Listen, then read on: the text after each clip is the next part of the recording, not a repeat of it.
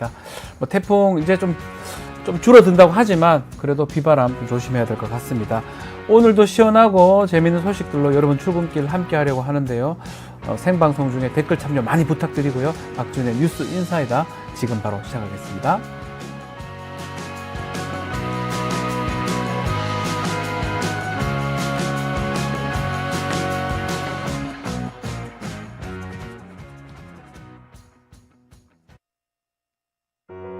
우리아이 재단에서 뜻을 함께할 정기 후원자분들을 기다립니다. 우리아이 재단은 한반도 어린이를 위한 재단입니다. 배고픈 어린이들에게 영양 가득한 국수를 보내고 영유아 자폐 조기검사 지원, 베이비박스의 이유식 정기 배달, 중증장애 미취학 아동들을 지원하고 있습니다. 따뜻한 손길을 이어주는 분들께 우리아이 팔찌와 감사 선물을 드립니다. 지속적인 지원을 통해 더 많은 어린이들에게 도움을 줄 수 있도록 정기 후원자가 되어주세요. 후원 문의 02-2128-3344, 2128-3344. 바쁜 아침 듣기만 해도 이해가 쏙쏙. 자, 뉴스 정리해 드리겠습니다. 뉴스픽 시간입니다. 자, 오늘도 조성은 뉴스토마토 기자와 함께 하겠습니다. 안녕하십니까? 안녕하십니까? 네. 아침에 좀 서울에 비가 많이 왔어요. 예, 그 태풍 종다리로 호우주의보가 발효됐다더니 네. 제가 그걸 출근하면서 온몸으로 체감하면서 왔습니다. 네. 그래서 좀 교통체증도 많이 있었죠? 예, 하마터면 또 못 올 수도 있게 됐는데 네. 미라클 문행입니다. 네, 부탁드립니다. 알겠습니다. 네. 자, 어제 국회 행안위에서 경찰판 최상병 사건이라고 불리고 있는 세관 마약 사건 외압 의혹 청문회 열렸는데요. 주요 쟁점 뭐였습니까? 네, 어제 청문회의 최대 쟁점은 이른바 용산 외압설이었습니다. 네. 마약 수사 사건을 지휘했던 김찬수 당시 영등포 경찰서장이 백혜련 경정에게 대통령실, 그러니까 용산이죠.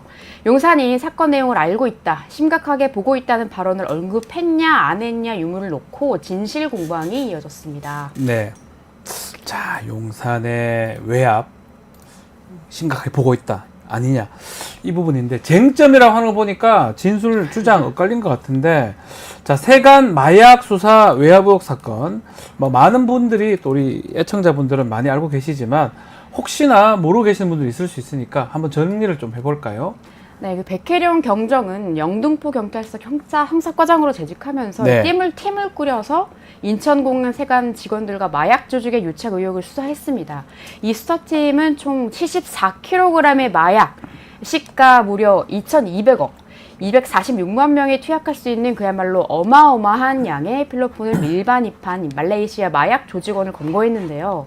검거된 마약 조직원들은 필로폰 밀반입 당시 42kg 마약을 2명에서 몸에 칭칭 감고 아하. 김포공항을 통해서 들여왔다고 자백했습니다. 그럼 당연히 검역대와 세관을 어떻게 통과했는지 그 의문이 들 수밖에 없겠죠. 수사팀이 그 사실에 대해서 추궁을 했더니 세관 직원이 안내도 해주고 택시도 태워줬다고 실토한 겁니다. 자, 이 사건 먼저 이제 마약 양을 좀 봅시다. 와. 246만 명, 이게 대구 시민 이상 아닌가요? 어마어마한 1회에 246만 명이 투약할 수 있는 그런 양, 엄청난 양이 돌았는데, 엄청난데요, 양이. 네, 그러니까 실제로 필로폰 유통 적발 사례 네. 중에 두 번째로 두 큰 번째로 규모의 크다. 사건이라고 와. 합니다. 이렇게 엄청난 범죄를 검거했으니 당시 윤희근 경찰청장도 훌륭한 성과를 냈다면서 백혜련 경정과 백경정의 수사팀을 매우 칭찬했습니다. 네. 마땅히 포상을 받거나 승진을 할 줄 알았는데 당시 마약 사건 수사팀장이었던 이 백경정의 주장에 따르면 이 기념비적인 성과를 낸 마약 수사팀에 돌연 압박이 들어옵니다. 자, 지금 마약 246만 명 투약분의 마약을 발견했는데 압박이 돌았다. 어떤 압박이 들어온 겁니까? 네, 그 백경정이 예. 마약 사건에 세관이 연루되어 있다는 언론 브리핑을 하려고 했는데 해야죠, 당연히. 경찰 윗선, 그러니까 김찬수 당시 경등포 경찰서장이 전화해서 네. 브리핑 연기를 지시하면서 용산이 사건 내용을 알고 있다, 심각하게 보고 있다고 했고, 조경로 당시 서울경찰청 생활안전부장도 전화로 네. 사건에 세관이 연루됐다는 내용을 브리핑에서 빼라고 압력을 넣었다고 합니다. 세관을 빼라. 네. 세관이 빠져야 된다. 예. 참고로 김찬수 전 영등포 경찰서장은 백경정의 직속 상관이자 마약 수사 사건을 진두지휘했던 인물입니다. 한마디로 대통령실이 외압을 행사했다는 주장인데 이 브리핑 관련 지시 이후에 경찰 지휘부와 관세청 등에서 수사 외압을 행사했다는 게 백경정의 주장입니다. 자, 그거거든요. 결국은 마약 잡은 것도 잡은 거지만 세관이 연루되어 있는 것 당연히 지금 세관이 도와줬다, 택시 태워줬다 이 얘기하니까 당연히 경찰 입장에서 조사를 해야 되고요. 또 그만한 마약을 가지고 오려면 협조자가 있어야 됩니다. 엄청난 양의 마약이 왔다 갔다 하는데 대충 뭐 합니까? 다 돈 주고 다 짜고 하는데 그게 혹시나 세관 직원들이 아니냐라는 게 마약 수사팀의 어떤 생각이었던 것 같고요. 백경정이 그것을 계속 하려고 했는데 결국은 세관 브리핑을 못하게 했는데 그게 용산에서 뭔가 발언, 언급이 있었냐 없었냐 요게 어제 청문회에서 가장 큰 쟁점이었다라고 봐야 되겠네요. 네, 앞서 말씀드렸다시피 그 백경정은 김 전 소장이 용산이 알고 있다, 심각하게 보고 있다면서 네. 세관 수사에 외압을 가했다고 했고 김찬수 전 서장은 청문회에서 전혀 사실무근이다, 자신이 그런 말 한 적이 없다고 전면 부인했습니다. 그렇다면 김찬수 어제 나왔던 용산 전 경찰청 서장 지금은 대통령실 행정관을 하고 있는데 용산 대통령실에 대한 언급도 없었다고 아예 부인을 한 거네요. 네, 박 변님 역시 네. 예리하신데 맞습니다. 네. 김 전 소장은 올해 2월부터 이제 말씀하신 대로 네. 대통령실 행정관으로 재직 중인데요. 마약 사건 관련 보고를 개별적으로 대통령실에 한 적도 없다고 강조했습니다. 네, 뭐 이거는 사실 두 사람만의 얘기고 대화가 녹음된 게 아니기 때문에 이 부분에 대해서는 사실은 누가 말이 맞는지 누구의 말이 맞는지 좀 더 봐야 되는데 일단은 용산 언급을 본인은 하지 않았다, 사실무근이다 이렇게 얘기했는데 문제는 브리핑 그게 연기된 건 사실이잖아요. 그 부분에 대해서는 어떻게 설명하고 있습니까? 증거인멸의 여지가 있고 본청인 국가수사본부에도 사건이 보고되지 않은 단계였기 때문에 이 현 시점에서 언론 브리핑이 부적절하다고 판단해서 자체 판단으로 브리핑 연기를 지시한 것이라고 말했습니다. 자신이 스스로 판단해서 브리핑은 빼라, 네. 또 연기해라, 네. 세관 빼라 이런 지시를 했다라는 건데 네. 그러면 이 브리핑에서 세관 관련된 내용 빼라 한 부분 이 부분은 문제가 없는 겁니까? 정상적인 지시라는 입장입니다. 네. 조지호 경찰청장도 브리핑 내용에서 수사 진행 중인 내용을 빼야 증거인멸이나 도주의 우려를 방지할 수 있을 것 같다고 김 전 서장의 증언을 뒷받침하는 말을 해줬고요. 네. 서울청 폭력계장이었던 최영욱 경정과 형사과장 그리고 광상문 총경도 수사 대상을 수사한다고 보도자료를 내면 도망가라는 얘기다라고 하면서 김 전 서장의 주장에 힘을 실어줬습니다. 자, 그렇다면 뭐 백경정에게 이 전화를 걸어서 보도 자료에서 관세청 빼라 한 이 조병로 경무관 이것도 사실 녹음 자료도 있고 이런데 어떤 입장을 냈습니까? 조병로 경무관도 네. 용산 외압 의혹을 부인했습니다. 조 경무관은 대통령실로부터의 수사와 관련한 연락을 받은 적이 있느냐는 정동만 국민의힘 의원의 질의에 전혀 없다 이렇게 답변한 뒤 인천공안 세관장이 국정감사 대비를 위해서 업무 협조 요청을 해왔는데 언론 브리핑 내용 중에 세관 직원 언급 내용을 좀 확인해 달라고 부탁해서 백경정에게 전화했다라고 설명했는데요. 쉽게 말해서 세관장 요청으로 사실관계만 확인해 준 거다 뭐 이 말입니다. 자, 하나하나씩 저희가 지금 말씀을 좀 드리고 있는데 이 사건 자체가 최상병 사건하고 유사하다 하는 이유 중에 하나가 경찰서, 영등포 경찰서입니다. 여기서 수사하던 사건을 서울경찰청 이첩하겠다. 이런 압력이 있었다. 이런 의혹이 있기 때문에 또 같은 내용으로 봅니다. 이거 관련해서도 진술이 좀 나왔습니까? 네, 서울경찰청으로 마약 사건 이첩 검토를 처음으로 지시한 김봉식 서울경찰청장은 중요 사건이어서 수사를 어디서 하면 좋을지 검토하라는 지시를 내린 것일 뿐 수사 외압이 없었다는데 내 직을 걸겠다라고 했고요. 네. 마약 사건을 영등포서에서 서울경찰청으로 이첩해서 수사를 방해하려 했다는 논란에 대해서도 우종수 경찰청 국가수사본부장은 수사 방해한 적 없다. 일방적인 증언만 듣고 자신을 모독하지 말라고 했습니다. 자, 마지막으로 이 백혜룡 경정입니다. 이 사람의 어떤 제보라든지 이분이 박정훈 대령 같은 역할을 좀 하는 것 같은데요. 반응 어떻습니까? 어땠을 것 같습니까? 봤어요, 저는 사실 다 거의 다 네. 봤어요. 예. 뭐 예상하신 대로 네. 이제 김찬수 전 서장에게 자신의 명령을 하달받아서 현장에서 수행한 조직원들을 배신하고 내 등에 칼을 꽂았다 이렇게 비난했습니다. 또 마약 사건은 백혜령의 공이 아니라 수사팀의 공이다. 그 수사팀 누가 꾸렸나? 김찬수가 꾸렸다. 즉 수사 성과는 김찬수와 수사팀과 나의 공인데 그 공을 배신하려면 어떤 의도가 있어야 될 것 아니냐? 그게 바로 용산이라는 거다. 김찬수 전 서장이 갑자기 언론 브리핑도 막고 수사를 막 방해하게 된 계기가 용산이 아니면 설명이 안 된다고 강조하고 또 강조했습니다. 다시 한 번 더 정리해 드리겠습니다. 자, 엄청난 양의 마약이 들어왔습니다. 한 240만, 250만. 대구 시민 전체가 한 번에 다 투약할 수 있는 엄청난 양의 마약이 들어왔고, 그것을 경찰이 잡았죠. 잡는데 이 마약 운반자들이 우리 그냥 한 게 아니고 세관이 다 도와줬습니다 라고 했습니다. 그래서 그걸 당연히 조사를 했겠죠. 조사를 하고 언론 브리핑을 하는 과정에서 마약 말고 세관이 좀 도와줬다 이 얘기를 하려는 거를 브리핑을 못하게 하면서 또 이 사건 자체를 경찰서에서 경찰청으로 가져가 버렸어요. 이상하잖아요. 너무 이상한데 담당하는 그 수사팀장 백혜령 경정은 그때 이걸 막으면서 용산이 심각하게 본다, 용산이 못하게 한다 라는 얘기를 들었대요. 그럼 이거 해야 됩니까? 안 해야 됩니까?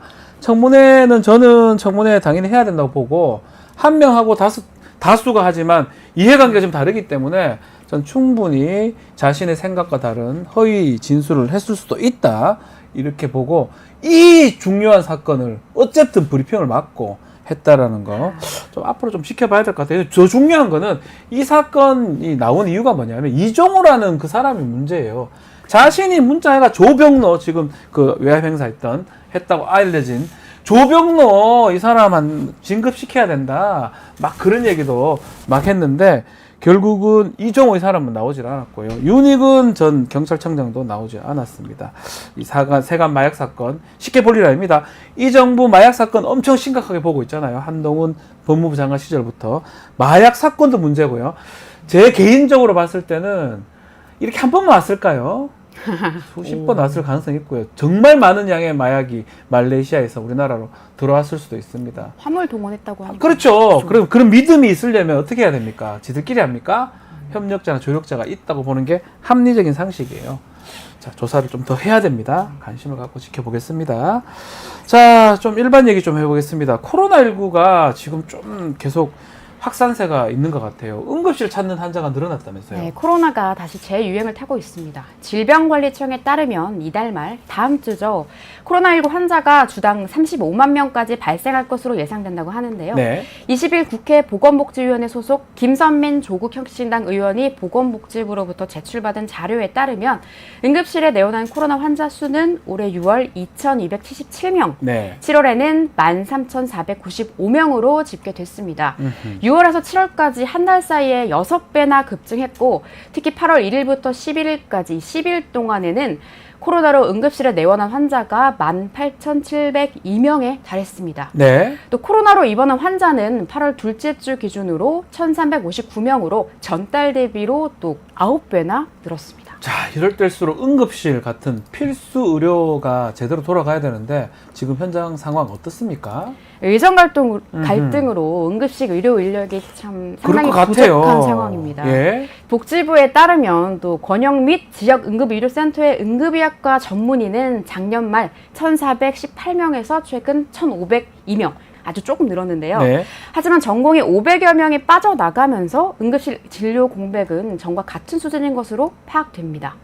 복지부는 최근 응급실 환자가 44%, 이 44%는 경증이라고 이제 분류를 하고 있는데, 즉 이 비응급 환자들을 동네 병의원으로 분산하면 좀 중증 응급 환자 진료를 위한 여력을 확보할 수 있을 것으로 보고 있는데요.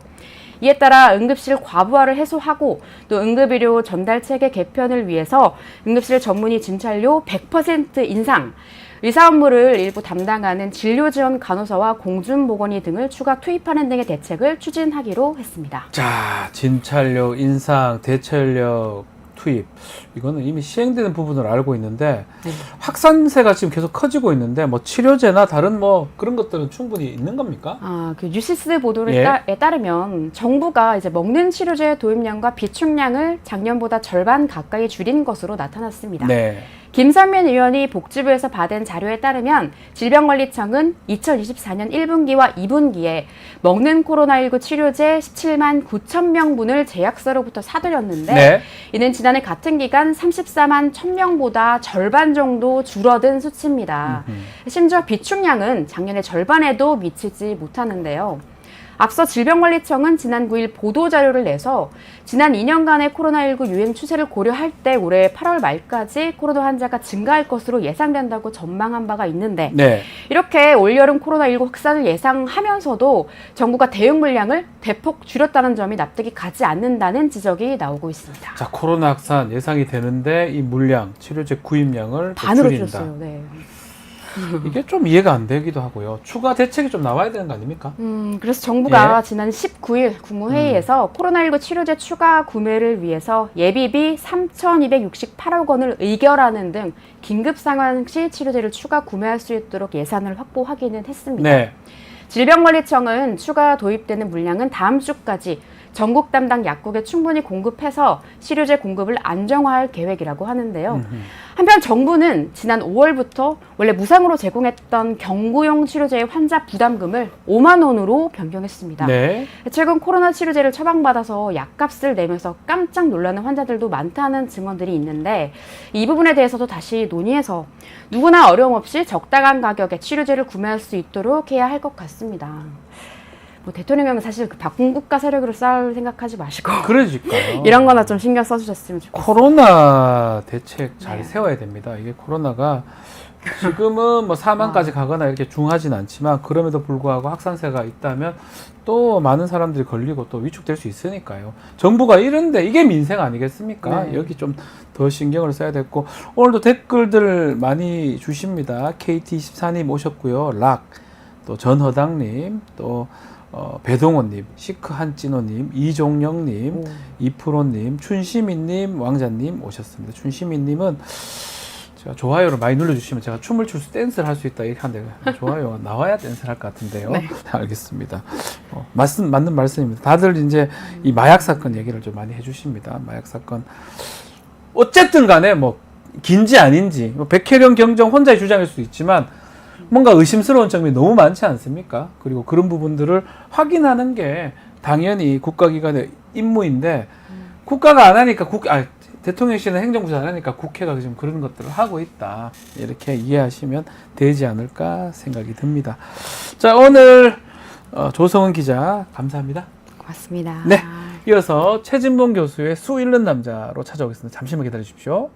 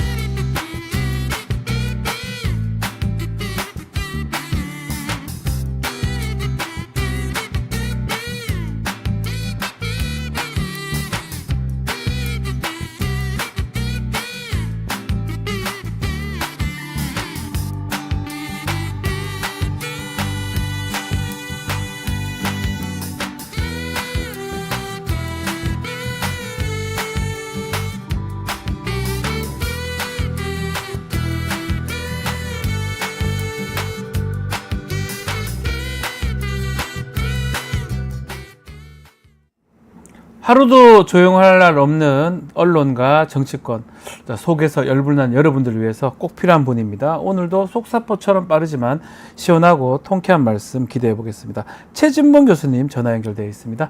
안녕하십니까 교수님. 네, 안녕하십니까. 네, 지금 비가 많이 와서 교통 어디십니까? 경부고속도로. 지금 경부고속도로 한남 IC 바로 전인데 예, 갓길에 지금 세워놓고 제가 전화기를 연결을 했습니다. 잘하셨습니다. 비가 너무 많이 와가지고. 저도 좀 전에 이제 고부 좀 지나왔는데 차가 네. 지금 비도 그렇고 예, 교통이 지금 많이 안 좋은 상황이라서 그러니까요. 예. 네. 죄송합니다. 지금 가야 되는데 아이 제가 별 말씀을요. 도착을 못해가지고. 사진이 지금 예. 옆에 있는데 아주 옛날 사진이라서 지금하고 좀 이렇게 매칭 잘 안 됩니다. 사진을 감사합니다. 띄웠는데 옛날 사진 띄워주셔서 감사드리고. 착하게 보이시네요. 예. 예, 감사합니다. 알겠습니다. 본격적인 예. 이야기 전에 예. 지난 한 주 동안에 어떤 정치 이슈 또 가장 인상 깊으셨을까요? 아니, 그러니까 지난 주 백혜령 지금 경장 얘기하셨는데. 자, 어제요. 예. 예, 어제 그 얘기 들으면서 화가 많이 났어요, 저는. 네네. 그러니까 경찰 수뇌부나 같이 근무했던 사람들이 딴 얘기를 하잖아요. 다 딴 얘기합니다. 예. 네, 그래서 저는 그거 통화 기록 다 확인해야 한다고 생각합니다. 공처가 좀 네. 왜냐면 만약에 뭐 대통령실에 알고 있고 뭐 인지하고 있고 또 관심 갖고 있다는 얘기가 있었으면 네. 분명히 또 관련돼서 연락을 주고받았을 가능성이 있지 않겠어요? 물론이죠. 네, 그래서 그 담당자 예를 들면 지금 뭐 대통령실에 있다고 그랬나요? 김찬수. 네, 그 이런 사람 사람들? 그 전화 통화 내역 확인해서 매우 간단해요, 정말로 사실은. 네, 이게 있는지 없는지 확인해 봐야죠. 어제 청문회 보셨겠지만 보면 백혜령 경정만 이상한 사람인 것처럼 다 몰아붙였거든요. 그러니까요. 예, 자기들은 제대로 판단하고 했는데 예, 백혜령 경정이 이상했는데 우리 국민들이 봤을 땐 너희들이 더 이상한데 사실은. 그러니까요. 그러면 사실 제일 나쁘지 않아요. 간단한 거는 우리 교수님 말씀대로 전화기 내면 끝인 거예요, 사실은. 그렇죠. 맞아요. 그 사이에 예를 들면 그 얘기가 나오기 전에 네. 대통령실에 누군가 전화를 했거나 아니면 7070 그 전화가 뭐 그렇죠. 연락이 왔거나 확인해 보면 되는 거 아니겠어요? 끝이죠, 그걸로. 예, 끝이죠. 맞습니다. 그러니까 그러니까요. 그거 안 낸다고 또 그 조사 안 하는 걸 봤을 때는 그걸 확인할 생각이 별로 없다고 또 보이잖아요. 그러니까요. 예. 그러니까 같이 입을 맞춰가지고 자기들이 주장을 하지만 네. 실제적으로 증거를 제출해야 된다. 그렇지 않으면 믿을 수가 없는 상황이라는 생각이 들고 네. 백혜령 경정이 자기가 핍박받고 그다음에 좌천당하고 이런 얘기를 했잖아요. 네. 그런 일이 일어난 것도 너무 이상하잖아요. 많이 그리고 이상하죠. 김창수 그분이 직접 백혜령 경정의 말에 따르면 네. 직접 현장에서 진두지휘까지 했다잖아요. 했던 사건을. 사람이 못하게 막았다. 예. 그러니까요. 그게 말이 안 되잖아요. 막으면서 용산 얘기했다라는 게 그러니까. 백혜령 경정 주장이잖아요. 맞아요. 예. 전화기로 확인해야 됩니다. 네, 맞습니다. 맞습니다. 자, 이거 저는 청문회로 끝날 일은 아닌 것 같고요. 좀 더 확인이 예. 돼야 된다. 마약이 일회 투약범이 240만 명분이 왔답니다. 예, 이런 맞아요. 식으로 한 20회 들어오면 대한민국 모든 사람이 마약에 빠져버려요. 그러니까요. 횟수로 아니, 보면. 그리고 한동훈 대표나 윤석열 대통령이나 얼마나 마약에 대해서 마약 척결하겠다고 주장을 했습니까? 그러니까요. 이태원 참사 일어날 당시에도 마약 관련된 수사하는 바람에 경찰 인력들이 제대로 배치가 안 된 문제도 발생을 했었잖아요. 네. 그렇게 마약과의 전쟁을 선포하더니 마약 관련된 거 이렇게 덮어주는 일에 세관에서 했다고 하는데 그런 제보가 들어온 것에 대해 수사하는 것을 문제를 삼고 그걸 덮으려고 했다고 하면 이상합니다. 그건 말이 안 되는 거죠. 그러니까요. 음. 알겠습니다. 그 얘기는 좀 다시 또 하기로 하고요. 예. 자, 오늘 언론 얘기도 좀 해야 되니까 이 예. 얘기 좀 질문 드려볼게요. 음. 김희가요 좋아하십니까? 아니요? 무슨 말씀이세요? KBS에서 강복절 예. 당일날 예. 0시에 강복절 0시에 김희가요가 왔습니다. 일단은 예. 이 사태 교수님은 어떻게 보셨어요? 이 방송해야 되는 이 사태 그래도. 저는 예. 그게 뭐 실수라는 얘기를 하던데 실수였다고 보기가 어렵다. 왜냐하면 광복절날 0시에 그런 프로그램이 나갔을 때 문제가 될 거라고 생각하는 건 상식이에요. 상식. 이거 뭐 깊이 고민할 문제가 아니에요. 상식이다. 예. 상식이죠. 음흠. 김미가요. 또 일본의 여성과 이제 미국 군 장교 이 두 사람의 사랑 얘기지만 네. 그 안에 내용을 보면 김미가요가 나오는 걸 다 알고 있는 내용인데 그거를 어떻게 광복절날 0시에 틀 생각을 합니까? 그거 저는 의도적이라고 생각해요. 의도적이 의도적이다, 아니라면 일부러. 그건, 예. 아니 저는 그렇게 생각할 수밖에 없어요. 아니 왜냐면 이게 만약에 누구든 편성을 하는 사람이든 그걸 뭐 구매를 해서 방송을 하는 사람들이 하더라도 네. 사전에 내용이 뭔지 다 시사회를 합니다. 그 내용이 뭔지 확인해보고 그리고 나서 이걸 언제 방영할지를 결정하는 거예요. 시점으로 봐서 광복절 0시에 그걸 방송을 했다?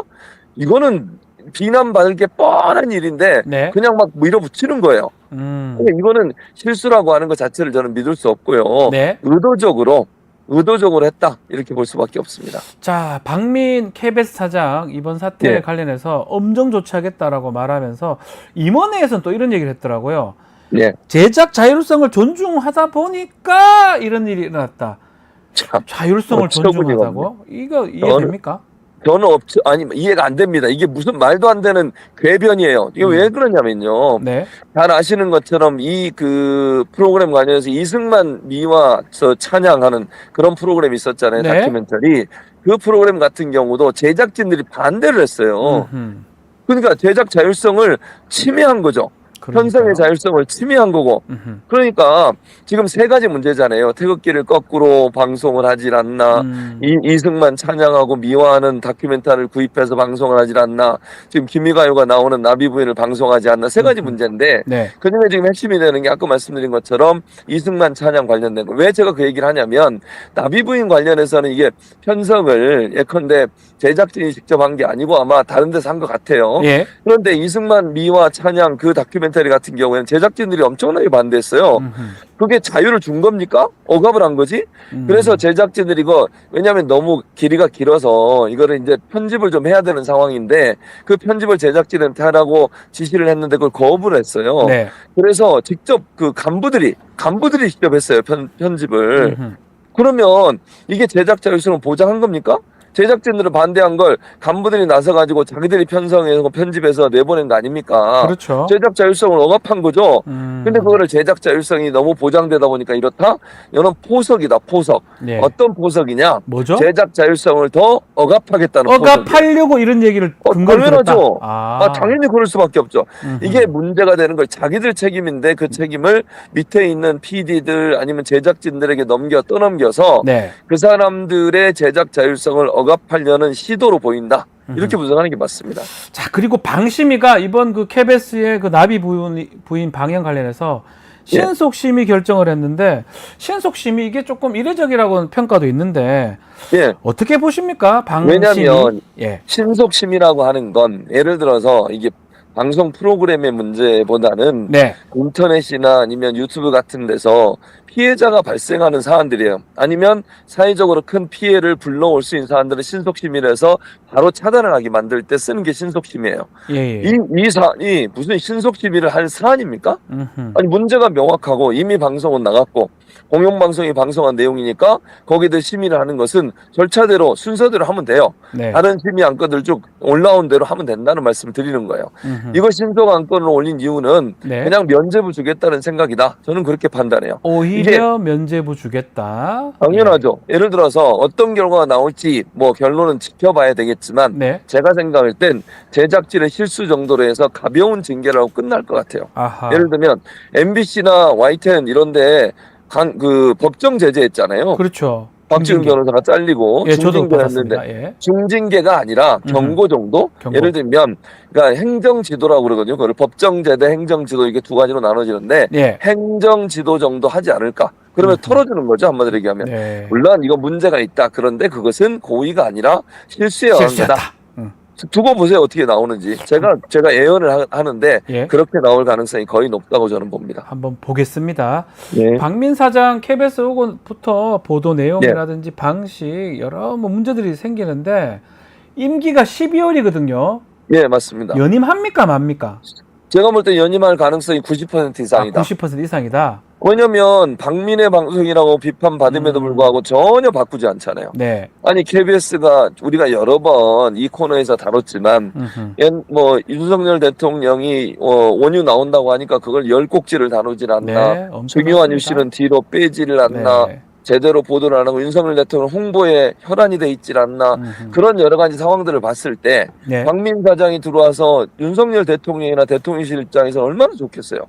문제 있는 거 다 보도 안 하고 네. 예를 들면 예. 그리고 뭐 윤석열 대통령의 정책이나 이런 거 홍보해주고 이런 좋은 방송이 어디 있어요. 윤석열 대통령 입장에서는 아. 그렇다고 하면 윤석열 대통령 입장에서 이 사람을 바꿀 이유가 없죠. 네. 그리고 지금 현재 KBS 이사진의 숫자가 여당 추천 몫이 훨씬 많기 때문에 과반수로 결정하거든요. 사장 네. 추천을.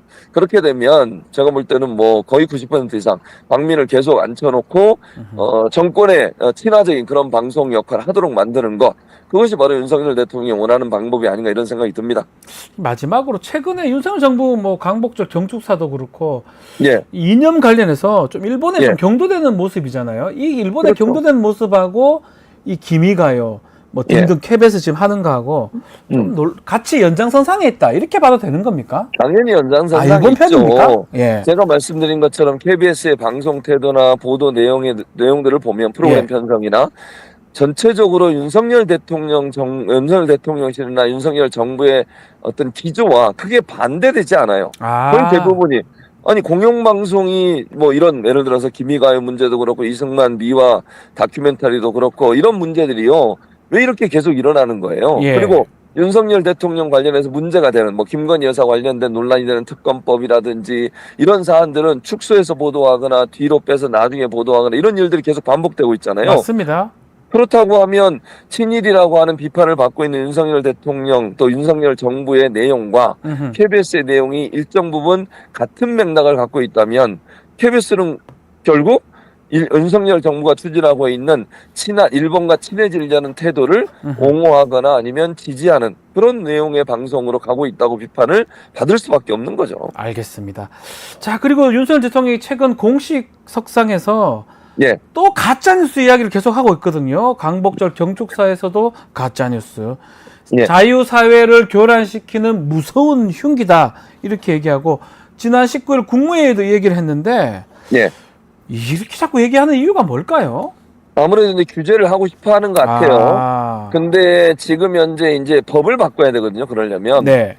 그러니까 현재 법을 바꾸려면 방송법을 바꿔야 하는데 방송법 범위 안에 그러니까 규제하고 제재하는 범위 안에 인터넷 예를 들면 유튜브를 포함한 SNS나 인터넷 규제를 집어내야 되는 건 어려워요. 네. 왜냐하면 민주당이 반대를 하고 있기 때문에 그건 불가능하다고 보여지고요. 근데 또 하나 정보통신망법으로 이제 규제를 할 가능성은 있거든요. 네. 정보통신망법의 명예훼손의 범위 안에는 유튜브나 SNS가 포함돼 있어요. 네. 그래서 그 부분을 약간 수정하거나 시행령을 바꿀 가능성 이런 가능성은 저는 있다고 봅니다. 그러니까 지난번에도 국회가 법을 통과시켜도 예전에 한동훈 법무부 장관 지금의 대표지만 네. 그분이 시행령 바꿔가지고 막 여러 가지 잘못된 행동을 하잖아요. 네. 그런 일들이 일어날 가능성은 있다. 그러니까 시행령의 어떤 교체를 통해서 시행령을 대통령령으로 바꿔서 일정 부분 뭐 유튜브나 아니면 SNS상에서 비판적 여론들을 일정 부분 제재하고 규제하는 그런 방법으로 가는 가능성이 있다고 봐요. 그러니까 가짜뉴스 얘기를 계속 하는 거죠. 가짜뉴스 이게 아니 근데 예. 가짜뉴스를 누가 많이 하는지 모르겠어요. 아니 어디가 많이 합니까? 저는 유튜버들 중에 가짜뉴스 하는 데가 지금 이제 저는 윤석열 대통령의 말에서 나오는 가짜뉴스의 대상은 제가 볼 때는 진보 진영의 채널들이라고 보지만 그쪽 말하는 보수 건데. 진영의 채널들은 가짜뉴스 안 합니까? 아니 제가 볼 때요 극우 유튜브 채널들 가짜뉴스 많이 한다고 저는 생각해요. 네. 근데 그런 부분들에 대한 제재를 하질 않잖아요. 그렇죠. 뭔 제재를 해요? 그리고 인터넷상에서 정보의 유통은 가능한 한 자율적 심의에 맡기고 정부 기관이 규제하고 통제하는 건 막아야 돼요. 맞습니다. 본인들이 잘 생각해 보세요. 본인들이 예전에 언론중재법 문재인 정부 때 바꾸고 그거 좀 징계하는 과징금을 좀 높이자고 했더니 얼마나 반대를 했습니까? 네. 그렇게 반대를 해대는 사람들이 이제는 규제하겠다고 나서면 이건 말이 안 되는 거죠. 국민의힘에서 포털 불공정 개혁 TF팀 이거 출범시켰는데 지난 12일입니다. 이거는 어떤 조직입니까? 뭐 가짜뉴스 척결하는 뭐 그 비슷한 조직입니까? 그런 조직보다는 네. 포털 있잖아요. 네. 네이버 다음 크게 네이버 다음 두 개를 압박하려는 TF예요. 네. 막 찾아갔더라고 네이버까지 직접 이런 일을 할 수가 있는 겁니까 대체? 아하. 아니 정당이 그것도 여당이 사기업에 찾아가가지고 뉴스를 공정하게 하네 안 하네 하는데요. 네. 제가 한번 이렇게 얘기해볼게요. 우리 시청자분들 잘 생각해보세요. 음흠. 실제로 네이버에서 상단에 그 CP사라고 그러거든요. 그거를 네. 컨텐츠 파트너스 그래서 컨텐츠 제휴사라고 하는데 그 제휴사가 한 150개 정도 돼요. 140 몇 개 되는데 우리나라는 네. 그 컨텐츠 제휴사들 중에 보수가 많은가 진보가 많은가 진보 매체가 많은가 보세요 한번. 제가 볼 때는요 진보 매체에 들어간 건 제가 정확하진 않는데 예를 네. 들면 뭐 경향, 한겨레, 오마이 뉴스 뭐 이 정도 그 정도밖에 들어갔을 안 거예요. 보이는데. 네. 예. 그리고 나머지는 전부 다 경제지, 그 다음에 조중동, 뭐 이런 언론사들이잖아요. 근데 경제지나 조중동이 진보 매체라고 분류가 됩니까? 음흠. 일반 국민들을 볼 때 그렇게 보도하고 있습니까? 아니잖아요.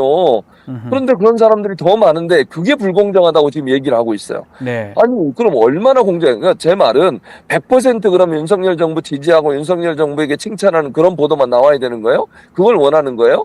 아니 이거는요 이런 불만은 야당에서 해야 돼. 야당에서 민주당에서. 아. 아니 생각해 보세요. 지금 가서 한번 네이버 쳐보세요. 네. 어느 언론사의 보도가 제일 위에 올라와 있는지. 음흠. 보통 이제 아까 CP사가 150여 개 CP사, 된다고 예. 그랬는데 그 중에 보통 한 29개, 30개 정도의 언론사의 기사가 첫째 화면에 떠요. 네. 상단에. 음흠. 그 상단에 떴던 기사들 한번 보시라고요. 그게 정말 편파적이고 윤석열 대통령을 비판하는 기사인지 이 사람들은 정말 저는 이해를 못 하겠어요. 아하. 아니 실제적으로 진보 진영의 매체들을 더 많이 위에 안 띄워주고 밑으로 띄우고 정부의 비판적 기사들이 더 많이 안 뜬다고 저는 개인적으로 생각해요. 분석해보면. 네. 그런데 이것마저도 그렇게 한두 개 올라오는 것마저도 용납을 못하겠다는 건지 음흠. 그리고 언론사들이 보수 언론들도 가끔 비판하는 적 있잖아요. 네. 그런 내용들을 아예 못 올리게 하려고 하는 것인지 아. 해도 너무한다 이런 생각이 듭니다. 그 지금 CP사 말씀하셨는데 국민의힘 입장에서는 전국 언론 노동조합 관련된 언론사가 CP사로 선정이 돼서 한다. 국민의힘 지금 보니까 한국기자협회 기관지 또 기자협회 보도 좌파 언론이다. 이렇게 얘기하는데 이 부분 어떻게 봐야 됩니까? 자, 기자협회보는요. 예. 기자들의 단체, 기자들의 그 협회요. 기자협회라고 한국기자협회가 있는데 네. 그 기자협회는 조중동도 들어와 있고요. 경제지도 들어와 있고요. 우리나라의 언론사들 기자들이 다 들어와 있는 그 협회예요. 협회라는 게 잘 아시는 것처럼 이익단체잖아요. 네. 기자들의 연합체고요. 아니 조중동 경제지 다 들어와 있는 기자협회에서 만든 협회보를 무슨 좌파 언론이라고 그래요. 음흠. 아니 그러면 그 거기 들어와 있는 조중동 기자들도 좌파예요 다? 아니 무슨 말도 안 되는 주장을 하는지 모르겠어요. 아니 그러니까 기자협회라고 하는 것이 무슨 뭐 경향신문 한겨레 기자들만 모인 게 아니라고요. 아까 네. 말씀드린 것처럼 일반 기자 조중동 종편 뭐 이런 기자들이 다 들어와 있어요. 협회에. 네. 그 사람들이 공동으로 만드는 협회보를 어떻게 좌파 언론이라고 얘기를 합니까? 그런 논리 자체가 말이 안 되는 거죠. 믿을 수가 없고 말이 안 된다. 자, 윤석열 정부 들어서 지금처럼 포털에 대한 압박은 거센 것 같은데 저희가 이 포털 이런 얘기하다가 방심이가 유튜브까지 지금 제재하는 거 아니냐, 컨텐츠 같은 거. 정말 이거 좀 우려스러운데 이거 어떻게 보십니까? 그러니까 지금 현재는 유튜브 언론은 규제할 수가 없어요. 법상으로. 법적으로. 그런데 편법을 지난번에도 한번 그런 시도를 했다가 논란이 돼가지고 속기록 삭제하고 막 이랬잖아요. 그런 적이 있었거든요. 그러니까 맞아요. 그런데 이게 교묘하게 할 수는 있다고 봐요. 아하. 그러니까 이걸 보도나 뉴스 채널의 형태로 볼 거냐 아니면 정보 전달의 형태로 볼 거냐. 그러니까 지금도 유튜브 중에 예를 들면 선정성, 폭력성이 있는 그런 컨텐츠는 제재가 가능해요. 예를 들어서 뭐 너무 선정적인 내용이 뭐 유튜브에 올라온다거나 아니면 뭐 불륜을 조장하는 그런 어떤 매칭하는 그런 내용들이 올라오는 경우도 예전에 있었거든요. 그런 것들은 제재를 해요. 그러니까 사회 상규상 문제가 되거나 사회를 문란하게 할 수 있는 또 폭력적인 너무 아동 학대 뭐 이런 내용들이 올라오는 경우 있잖아요. 조회수를 늘리기 위해서 자극적인 그런 거는 방심위에서 심의를 해서 차단을 하거나 아니면 못하게 할 수 있는데 이게 이제 일반 정권 비판적인 예를 들면 윤석열 비판적인 어떤 컨텐츠를 만드는 유튜브에서 그런 내용을 빌미 삼아서 제재를 가할 가능성이 있죠. 예를 들면 뭐 단어 사용의 문제라든지 아니면 나오는 사람들이 나와서 하는 행동이라든지 이걸 문제를 삼아가지고 그게 폭력적이다. 너무 선정적이다. 이런 얘기를 하면서 정권 비판적인 유튜브 채널들에 대한 심의를 강행할 가능성은 있다. 그러나 현재는 법적으로는 어떤 정보 전달이라든지 아니면 정치 비평 이런 부분들에서는 규제를 못하게 돼 있어요. 예. 그래서 그걸 어떻게 할지는 지켜봐야 되고 특히 언론사에서 운영하는 유튜브 채널은 규제를 하면 안 되게 돼 있거든요. 안 되죠. 그건 못할 것 같은데 이제 예. 일반 유튜버들 개인 유튜버들 중에 정권 비판적인 어떤 유튜브 어떤 내용들 컨텐츠를 만들어낼 때 음흠. 폭력성 선정성이라고 하는 이유를 들어가지고 규제를 할 가능성은 있어요. 뭐 사용하는 단어의 문제라든지 단어 뭐 문제로. 욕설 뭐 이런 게 나올 수 있잖아요. 음흠. 그런 걸로 규제를 할 가능성은 있죠. 그 재평이라고 뉴스평가 예. 제휴위원회인데 이게 뉴스 지금은- 제휴평가위원회. 예, 뉴스평가 제휴위원회 활동이 중단되긴 했지만 이게 앞으로 뭐 어떤 역할을 하게 될지 요 설명 좀 해주시면 좋을 것 같아요. 뉴스평가위원회는 네. 기본적으로 만든 이유가 그 뉴스 제휴를 갖고 있는 게 뉴스 제휴라고 하는 게 뭐냐면 네. 포털에서 검색하면 나오는 검색이 되게 만드는 그러니까 계약을 맺은 언론사들을 얘기해요. 예. 그러니까 인터넷 언론사들은 거기 들어가려고 엄청 노력을 해요. 왜냐면 네이버나 다음에 검색이 돼야만 광고료가 높아지거든요. 그렇죠. 그 매체에. 그러다 보니까 그걸 노력을 많이 하는데 그걸 심의하고 그다음에 그렇게 제휴를 맺은 언론사 중에 잘못된 행동을 했을 때 그걸 다시 잘라내고 그러니까 퇴출시키고 이런 역할을 하는 게 뉴스의 평가위원회예요. 네. 근데 그 뉴스의 평가위원회의 역할이 일정 부분 비판받는 지점이 분명히 있습니다. 그 이유는 뭐냐면 그 뉴스의 평가위원회 위원들을 추천하는 단위가 있어요. 근데 네. 추천하는 단위가 다 협회들이에요. 예를 들면 한국기자협회, 한국방송협회, 한국인터넷기자협회, 한국인터넷 신문협회. 근데 이 사람들은 다 자기 그 조직의 이익을 대변하는 곳에서 네. 그 위원들을 추천을 하거든요. 그러니까 저도 그 부분은 지적을 한 적이 있어요. 왜냐하면 거기서 추천해서 들어온 사람들은 방송협회는 방송국들의 연합체거든요. 예를 들면 MBC, KBS, SBS 이런 게 이제 방송협회고 신문협회는 조중동을 포함해서 모든 신문사들이 포함되어 있는. 예. 거기서 추천한 사람들은 자기들의 협회에 소속된 언론사가 규제를 받는 거나 아니면 불이익을 받으면 반대할 거 아니에요. 그렇죠. 예. 그런데 그거는 저는 문제가 있다고 봐요. 그래서 그 부분, 그러니까 위원 구성의 문제는 저는 따져봐야 된다고 생각을 하지만 뉴스의 평가위원회는 그런 사람들이 모여서 어떤 언론사를 제휴를 하게 하고 아니면 거기서 퇴출시키고 이런 규제라기보다는 어떤 심의 이런 부분을 하고 그게 이제 민간 기구잖아요. 네. 네이버나 다음에 자체적으로 운영하는 것이기 때문에 그게 이제 존재하는 것 자체는 크게 문제가 없다고 봐요. 다만 저는 그 위원을 추천하는 단위나 방법은 논란이 될 수 있고 고양이에게 생선을 맡긴 꼴이라는 비판을 받을 수 있기 때문에 네. 약간의 변화는 필요하다고 생각합니다. 국민의힘이 그 방통위 산하에 한국 포털위원회 설치하자 이런 주장을 하던데 교수님께서는 어떤 네. 방식으로 나가는 게 맞는지 말씀 좀 저는 부탁드리겠습니다. 지금처럼 민간 기구가 해야 된다고 생각해요. 예. 왜냐하면 언론사들에 대한 심의는요 정부 기관이 하면 안 돼요. 네. 그게 왜냐면 대단히 위험하잖아요. 어떤 정부가 들어서느냐에 따라서 자기 정부의 비판적이거나 또 대통령이나 아니면 권력기관의 비판적인 언론사들을 억압하는 수단으로 활용할 수 있잖아요. 그렇게 되면. 네. 그러니까 자율적으로 심의를 하도록 맡겨놓는 게 맞다. 예를 들면 언론사의 언론사에서 만든 자율심의 기구라든지 이렇게 뉴스의 평가위원회도 네이버나 다음에 자체적으로 만든 곳이거든요. 네. 그렇게 해서 규제를 하는 게 맞지. 왜냐면 자체적 심의를 하게 되면 정치적 이해관계가 개입하지 않을 수 있잖아요. 근데 그렇죠. 정치권, 예를 들면 방통위도 3대2 구조인데 3대2 구조에서 여당의 입김이 훨씬 세잖아요. 그렇죠. 지금 거기서 보면 운영을 하게 보이잖아요. 되면 예. 왜 포털이나 아니면 이제 유튜브를 규제하게 되는 거예요. 그러면 네. 그거 대단히 위험한 발상이에요. 절대 정부 기관이 심의를 하면 안 된다. 그래서 방심위도 원래는 그게 민간 기구예요. 네. 정부 기구가 아니고 예. 그렇게 해서 민간 기구로 만들어 놨는데 인사권과 그다음에 이제 예산권이 정부에 있다 보니까 방통위 규제를 받게 되고 예. 그러다 보니까 문제가 되는 건데 그런 부분들을 좀 자율적으로 할 수 있도록 민간 기구에 맡기는 게 필요하다고 생각합니다. 방심위가 이게 국가에서 한다는 게 좀 웃기기도 말이 안 되는 하고요. 거죠. 하려면 잘하든지 네. 사주하기도 하고 더 나아가서 예. 이게 사실은 정치는 사실 생각이 다를 수밖에 없는 건데 그렇죠. 그걸 갖고 지들이 맞다, 난 너희는 다 틀렸다 이렇게 하는 거는 그건 말이 올바르지 안 않는 돼요. 거 아닙니까? 전혀 말이 안 되는 거죠. 그런 태도는 바꿔야 된다고 봅니다. 네, 알겠습니다. 오늘 아니 근데 예, 박지훈 변호사님 예, 댓글에 제가 저에 대한 칭찬은 없습니까? 칭찬 없고요. 예. 이렇게 전화 연결하다 보니까 랩이 좀 약해졌다. 얼굴 봐야 랩을 좀 볼 수가 있는데 이렇게 배동호님께서 카메라를 직접 보지 않으니까 그 특유의 네. 랩 평은 약해 보입니다.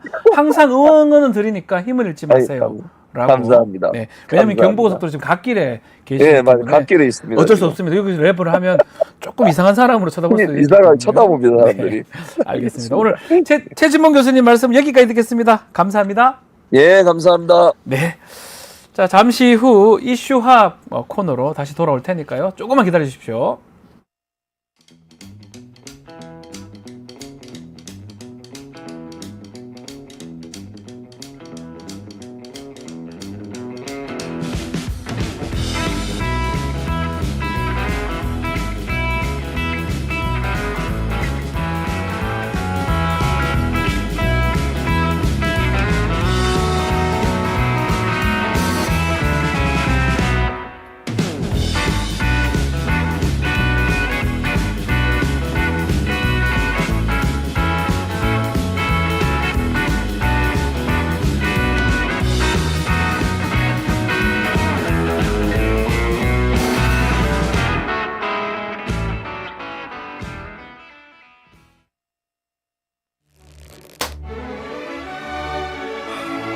오늘따라 집중이 잘 안 된 것 같아. 모름지기 공부는 깨끗한 책상에서 해야 잘 되는 거.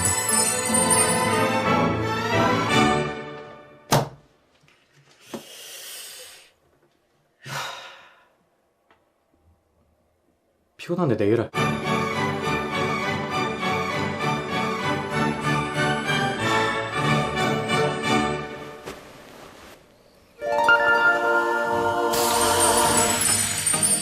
걱정 마세요.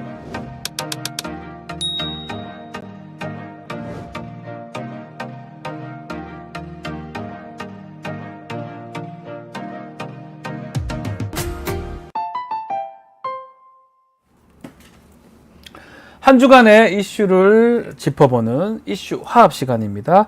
자, 오늘 먼저 현근택 전 민주연구원 부원장 오셨습니다. 안녕하십니까? 네, 안녕하세요. 현근택입니다. 네, 자, 김철근 기획생 사무총장님은 조금 늦으셔서 오는 대로 다시 모시도록 하고요.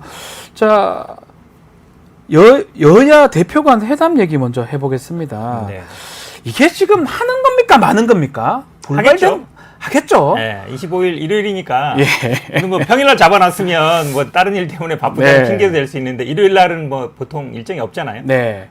지역 일정 말고는. 근데 지금 할 거예요. 보면 뭔가 기싸움처럼 보이기도 하고 뭔가 하여튼 막 쌍방이 얘기들이 많은 것 같습니다. 그렇죠. 원래 뭐 이게 어찌 보면 정치, 네. 그러니까 한동훈 대표가 이 정치를 한 지 얼마 안 돼서 그런 것 그러니까요. 같아요. 예, 원래 대표를 하거나 정치를 해본 사람이라면 비서실장이라든지 아니면 이런 분들 통해서 물밑에 조율을 하고 네. 그다음에 어느 정도 이제를 맞춘 다음에 이제 이게 해가잖아요. 네. 회담이라는 게 원래 그러거든요. 그렇죠. 그러니까 사전에 어느 정도 물밑에서 논의가 돼야 되는데 이거를 이제 언론에 막 공개버리잖아요. 이렇게 하자. 저는 이거를 약간 이게 특수부 검사 스타일 아직 못 버렸구나. 특수부 검사가 언론을 흘리듯이. 원래 그렇죠. 원래 그러잖아요. 예. 특수부 검사들이 수사를 할 때 살짝 흘리잖아요. 그렇죠. 그러니까 수사 방향이나 네. 이걸 먼저 언론에 흘려요. 그리고 압수수색 한다는 것도 먼저 흘리고. 그러니까 사실은 결과보다 그 절차 중에 여론을 주도하려고 그래요. 주도권을 네. 잡으려 하잖아요. 그렇죠. 상대방을 제압하려고 그러고. 이제 그런 인식이 좀 있는 게 아닌가. 저는 왜냐면 이 박정환 비서실장이 뭐라 그랬냐면 네. 아주 모순된 얘기를 했어요. 예. 두 분이 진솔하게 얘기했으면 좋겠다. 네. 근데 처음부터 끝까지 다 공개했으면 좋겠다. 그게 이상한 거잖아요. 말이 안 맞잖아요. 말이 안 맞잖아요. 아니 정치는 기본적으로 양자 간의 회담하거나 이거는 비공개를 전제로 하는 거예요. 그렇죠. 결과만 나중에 딱 이렇게 하기로 했습니다 하는 거는 이제 언론 브리핑을 하잖아요. 합의하는 과정에서 도출된 것만 브리핑을 하면 그렇죠. 되는 거고. 그게 언론의 주요 방식이죠. 그렇죠. 근데 이 특수부 검사는 그게 아니에요. 과정 자체를 공개하면서 뭔가 주도권을 잡으려고 하는데 네. 저는 약간 그 스타일에 아직도 못 벗어난 것 같아요. 네. 자, 그러면 지금 그 생중계 때문에 지금 논란이 되고 있는 거거든요. 왜 생중계를 요구했을까요? 생중계하는 게 본인한테 유리하다고 본 건가요? 이게 아마 이제 예전에 한동훈 대표가 보면 아시겠지만 예. 국정감사나 국회 청문회장 이런 데 국회 나와가지고 본회의장에서 한마디 툭툭 던지는 게 예. 언론에서 굉장히 튀어졌잖아요. 근데 그거는 그 딴소리하고 그냥 동문서답하는 그러니까. 그런 느낌 많이 근데 그게 들었었는데. 어찌 보면 본인이 아, 약간 잘한다고 생각하는 거예요. 잘한다고 느껴서 예. 했다. 원래 TV 아. 토론하려면 예. 방송국에 예. 우리 1시간 잡고 그렇죠. 토론하자. 네. 1대1로 음흠. 그렇게 해야 되는 거예요. 그건 네. 토론이고 음흠. 회담은 사실은 앞에서 이제 인사 보통 하고 모두 모두 인사하고 발언하고 둘이 가서 얘기한 하고 다음에 나중에 끝나서 결과를 브리핑 얘기하죠. 본인이 그게 하든지 그게 아니면은 회담이죠. 뭐 대변인이 하든지 예. 이런 식으로 하잖아요. 네. 이제 그게 이제 일반적인 아니 우리 최고회의도 보면 그 국민의힘도 그럴 거예요. 문 모두 닫아버립니다. 발언하고 문 나중에 닫아버려. 닫고 나중에 결과 나와서 발표하고 이러잖아요. 네. 왜냐하면 협의 과정은 사실은 다 공개되면 네. 좋은 점도 있지만 어찌 보면 진짜 하고 싶은 얘기를 못 해요. 그러니까요. 예, 예. 그러니까 아까 제 앞에 말씀처럼 진솔한 얘기를 못 한단 말이에요. 방송 앞에서기 때문에. 그래서 제가 보기에는 약간 그런 추억이 좀 있는 것 같아요. 그 방송에 그리고 대한 또 추억. 하나 이재명 대표 우리 기억나시겠지만 영수회담 할 때 뭐 딱 발표 먼저 해버리는 것도 있었고 그 대화를 나누면 이재명 대표한테 한동훈 대표가 저는 제 개인적으로 봤을 때 제가 뭐 이 시사 프로를 보면서 정치 경력도 그렇고 이재명 대표가 훨씬 우위로 보이거든요. 그렇죠. 네. 그런데도 생중계를 하자고요? 그 이해가 잘 안 됐어요, 저는. 아마 이게 그렇게 툭툭 던지는 게 좀 텄던 것도 있고 본인이 아마 뭐 약간 이길 이제 것이다. 취조하듯이 안 아니면 될걸요? 뭐 기자 신문하듯이 뭐 이렇게 할 택도 없을 걸로 것 같은데요. 보는데 저는 안될 제가 것 보기에는 같은데. 뭐 이거를 뭐 이재명 대표가 받을 수도 있는데 네. 근데 저는 이제 전례를 남기는 건 안 좋다고 봐요. 그러니까요. 예, 왜냐면 네. 이런 회담을 자체를 공개하고 이런 건 나중에 회담하고 방송국에서 토론회 잡아서 토론회 합시다. 같은 거 직접 만들어서 둘이 토론하면 하면 되는 돼요. 거예요, 예, 사실은. 그렇게 하면 언제든지 되죠. 할 수 있는 거잖아요, 그럼요. 하려면. 자, 지금 결국 뭐 또 쟁점도 보면 지금 뭐 청문회라든지 특검 같은 거 빼달라 뭐 이런 얘기도 국민에서 했다고 하는데 어쨌든 의제 많은 조율은 좀 필요할 것 같아요. 그렇죠. 지금 이제 한동훈 대표는 뭐 정쟁 중단하자. 이거는 제가 보기에는 의제라고 볼 수는 없어요. 왜냐하면 예. 정치는 결국 정쟁이거든요. 그러면 이제 금투세 폐지 논의할 수 있다고 보고. 네. 그다음에 뭐 소상공인이나 저소득층 지원하자는 거 이것도 논의할 수 있어요. 그렇죠. 우리도 이제 민생지원금 25만 원. 그러니까 결국은 전부 할 거냐, 네. 일부 할 거냐 이 문제잖아요. 네. 그건 타협이 가능하다고 보고 금투세도 마찬가지죠. 이해할 거냐 말 거냐고. 그다음에 뭐 불체포 특권이라든지 이것도 우리 뭐 이재명 민주당 쪽에서는 지구당 부활이나 이런 얘기 때문에 약간 이제 정치 개혁의 문제가 또 논의할 수 있다고 보는데 핵심은 이제 결국 최상병 특검법을 할 거냐 말 거냐. 그렇죠. 그거 이게 핵심이잖아요. 공약으로 본인이 그러니까 이거를 했던 이제 거니까. 한동훈 대표는 빼고 싶은데 아. 이거 빼면은 이제 안고 없는 찐빵이죠. 예. 모든 분들이 제가 보기에 다른 건 다 빼고 이것만 해도 되는데. 이게 비중이 제가 보기에는 90%예요. 나머지는 10% 정도이기 때문에 네. 그러니까 이거 빼면은 사실은 회담에 별 의미가 없어요. 그러면 다시 한번 이거를 또 한다면 용산 대통령실에서 가만히 있을 것 같기도 그러겠죠. 하고. 그러니까 입장이 되게 곤란할 것 같기도 해요. 한동훈 대표 입장에서는. 곤란하죠. 이 한다고 하긴 했는데 최상병 얘기 안 하려니까 이건 말도 안 되고 하려니까 대통령실 눈치 보이고 그 딜레마에 지금 빠져 있는 거 아닌가 생각도 그렇죠. 드는데. 그러니까 민주당의 전략이 중요한 거죠. 네. 한동훈 대표도 어쨌든 나올 때 대법원 등 제3자 출전 특검법을 발의하겠다 그랬거든요. 그렇죠. 발의한다는 거예요. 발의한다. 발의라는 거 이거 뭐 동의가 아니라 발의이기 때문에. 네. 근데 이 말을 뭐 본인이 뒤집으면 이제 대표를 선출한 자체의 문제가 생기는 거잖아요. 그러니까요. 근데 이제 본인이 스스로 하기는 좀 곤란한 상황이기 때문에 어쨌든 민주당 입장에서는 좀 이거 1번 주제로 잡아야 되는 것이고 네. 이 부분에 대해서 논의를 하자. 네. 협상 테이블을 일단은 끌고 오는 게 맞는 것 같고 한동훈 대표도 제가 보기 할 생각은 있는 걸로 알고 있어요. 네. 근데 이제 말씀하신 것처럼 윤석열 대통령과의 관계 때문에 그런 거니까 어쨌든 뭐 다른 것들에서 밀리더라도 이 논의는 이어간다, 한다라는 게 중요한 것 같고 지금 일단 한동훈 장관은 계속 발을 빼고 있잖아요. 네. 대법원 등 제3자라 그랬다가 대법원장 해야 된다 그러고 대법원장으로 할 그다음에 거야. 제보공장 넣자 그러니까 그럼 넣자. 김기현 변호사랑 장경태 의원 부르니까 민주당은 오케이 예, 오케이 하자. 그래서 합니다. 하자는 예. 거잖아요. 제보공작 뭐 하자. 그 어쨌든 그 변호사나 뭐 장경태 의원이 받겠다라고 한 거기 때문에 이제는 국민들이 그럼 한동훈 대표가 이제 뭘로 빠져나갈까 이 고민을 할 거예요. 근데 이게 한 번, 두 번 하면은 국민들이 아이 뭐 그런가 보다 하지만 세 번 넘어가면 네. 이제 한동훈 대표가 지금 대표되고 나서 이 지지율이라든지 관심 인도에서 멀어지고 있어요. 맞습니다. 핵심적인 건 이거예요. 이거에 대해서 본인이 한 말을 관철을 못 하고 있거든요. 당내에서도.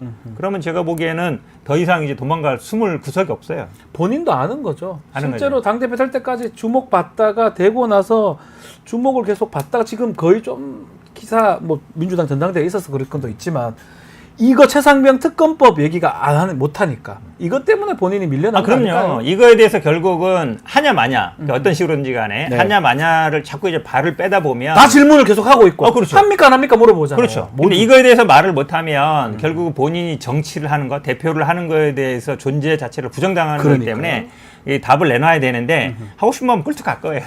꿀뚝 갔을 텐데 그럼에도 대통령실을 계속 눈치 보는 거죠. 쳐다보는 눈치 보는 거라서 이제 그럴 때 좋은 게 뭐냐면 네.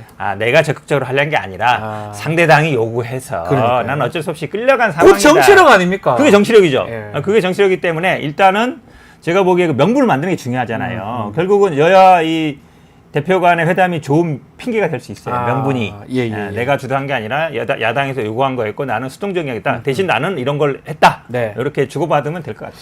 자, 25일 이번 주 일요일이 여야 대표 간의 회담이니까요. 지켜보기로 하겠습니다. 자, 민주당 얘기로 좀 넘어가겠습니다. 전당대회 끝나고 이제 이재명 2기 대표 최고위원 등 이제 구성이 됐는데 자, 계속적으로 정봉주 전 의원 얘기는 계속 나오고 있어요. 특히 지금 정봉주 전 의원이 이 최고위원 선거에서 조직적 움직임 때문에 자신이 탈락했다. 이런 얘기를 좀 했거든요. 어떻게 봐야 됩니까? 이게 정봉주 우리 뭐 봉도사 이러는데 네. 봉도사 예전에 뭐 미건수로 굉장히 이제 뭐 전국적인 지지도 받았고 조직력이 그렇죠. 있는 걸로 뭐 인지도나 뭐 그럼요. 이렇게 대박 대한민국 모르는 분이 없을 정도잖아요. 근데 아마 저도 사실은 뭐 계속 전당대회 지켜봤는데 네.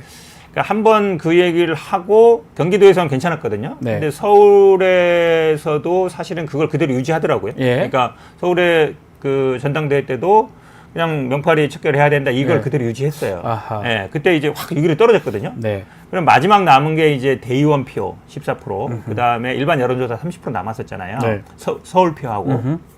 근데 그거 합치면 한 55% 정도 됐어요. 네.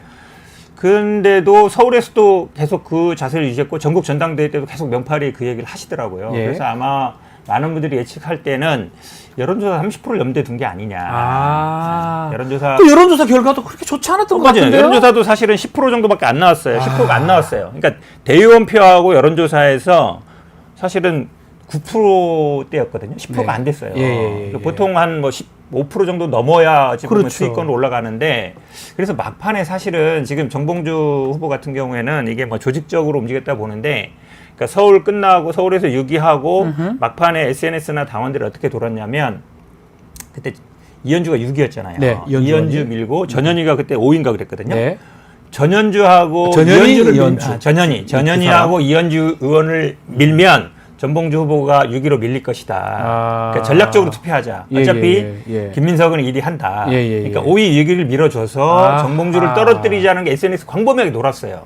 그게 누가 조직적으로 움직인 게 아니에요. 쉽게 얘기하면 집단 지성이라 그럴 수 있죠. 당원들이 그렇게 움직인 거예요. 그러다 보니까 사실은 결과는 그렇게 나왔잖아요. 전현희는 5위에서 2위로, 이현주는 6위에서 5위로. 그러니까 대의원하고 국민 여론이 그렇게 움직인 거예요. 그러니까 국민 여론조사도 정봉주 후보 같은 경우는 이게 일반 뭐 지명도가 높으니까 여론을 주도할 거라 보는데 아시겠지만 30% 국민 여론 반영 비율이 무당층하고 당원이에요. 그러니까 국민의힘은 안 되잖아요. 그러니까 안 돼요. 네. 그리고 무당층이 사실은 전당대회 때는 그렇게 투표에 응할 가능성이 높지 않아요. 네. 그럼 대부분 당원들이에요. 당심이 민심을 맞아요. 견인한 그렇죠. 느낌이 들거든요. 당원이 120만 명 이상이기 그러니까요. 때문에 그래서 사실은 당심 대의원 여론조사나 대의원이 거의 비슷하게 가요. 네. 당원들하고 그 부분을 제가 보기에는 좀 정봉주 후보가 놓친 게 아닌가. 전략적 미스라고 보이는데 뭔가 막 집단이 움직여서 본인을 떨어뜨렸다. 누구를 당선시키고 이렇게 본인은 이해를 하는 것 같은데 이거는 그냥 자신이 좀 판단 미스한 거 아닌가요? 제가 보기에는 이게 약간 구시대적인, 약간 과거적인 생각인 것 같아요. 과거에는 약간 비명도 있으니까 그거 나 뽑아줄 거다 이런 여론조사. 예전에는 이게 그 개파라는 게 있고 개파 수장이나 오너들이 중간 보스들이 있잖아요. 그렇죠. 중간 보스들이 오더를 내리면 움직이는 구도예요. 대의원이라든지 당원이라든지. 대의원들도. 그렇죠. 대의원. 그게 한 당원 뭐 한 2, 30만일 땐 그게 되는데 지금 120만이잖아요. 대의원도 비중도 줄었지만 예전처럼 이제 오더가 먹히지 않아요. 그 다음에 온라인상에서 움직이기 때문에 예전처럼 위에서부터 쭉 이제 오더가 내려서 먹히는 구조가 아니다. 네. 제가 보기에는 그래서 약간 이건 저는 집단 지성으로 움직인 거라고 봐요. 지금 뭐 발단 자체는 뭐 계속 얘기를 하지만 정봉주 전 의원 본인의 입에서 발단 뭐 박원석 전 의원일 수도 있지만 네. 어쨌든 본인이 얘기했고 또 기자회견 과정에서 무슨 명팔이 뭐 이런 얘기를 하면서 네. 아마 당심이 돌아섰다고 보는 게 맞는 것 같거든요. 그렇죠. 어떻게 보면 본인 입장에서 그럴 거예요. 막 1등하고 2등하고 거의 최소한 5등 안에 들 거라고 생각했는데 아마 다 됐는데 이렇게 떨어진 게 억울해서 이런 말들을 하는 건가요? 그럴 수도 있죠. 그러니까 네. 아마 박원석 의원 얘기처럼 뭐 네. 갑자기 1등 하다가 네.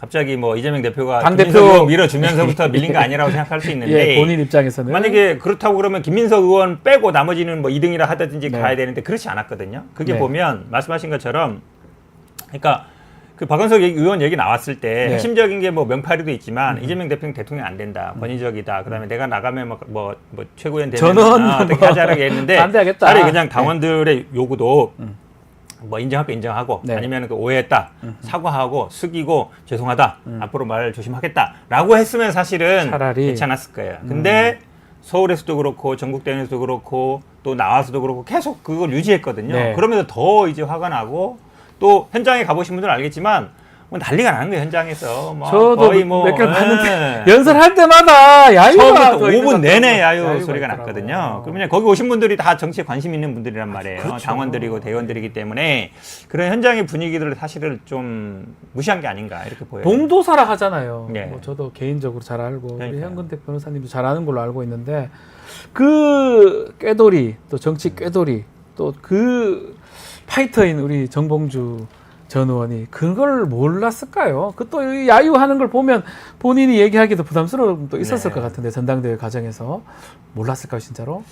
알았을 것 같은데 저도 사실은 이제 왜 그랬을까도 뭐 개인적으로도 뭐 직접 예. 얘기 못 해봤는데 주변에 네. 들어보면 이제 선거 도와주는 분들이 아마 이제 좀 예전에 선거하던 분들 아니냐. 아, 옛날식으로. 옛날식으로 아이고, 이런 참. 게 좀 있는 것 같아요. 그리고 그러니까. 예전에 있던 조직 이런 선거를 좀 신뢰하는 것 같고 그러네요. 방식이 네. 지금 많이 이제 바뀌었잖아요. 네. 온라인, SNS 이게 굉장히 중요하거든요. 그래서 그렇죠.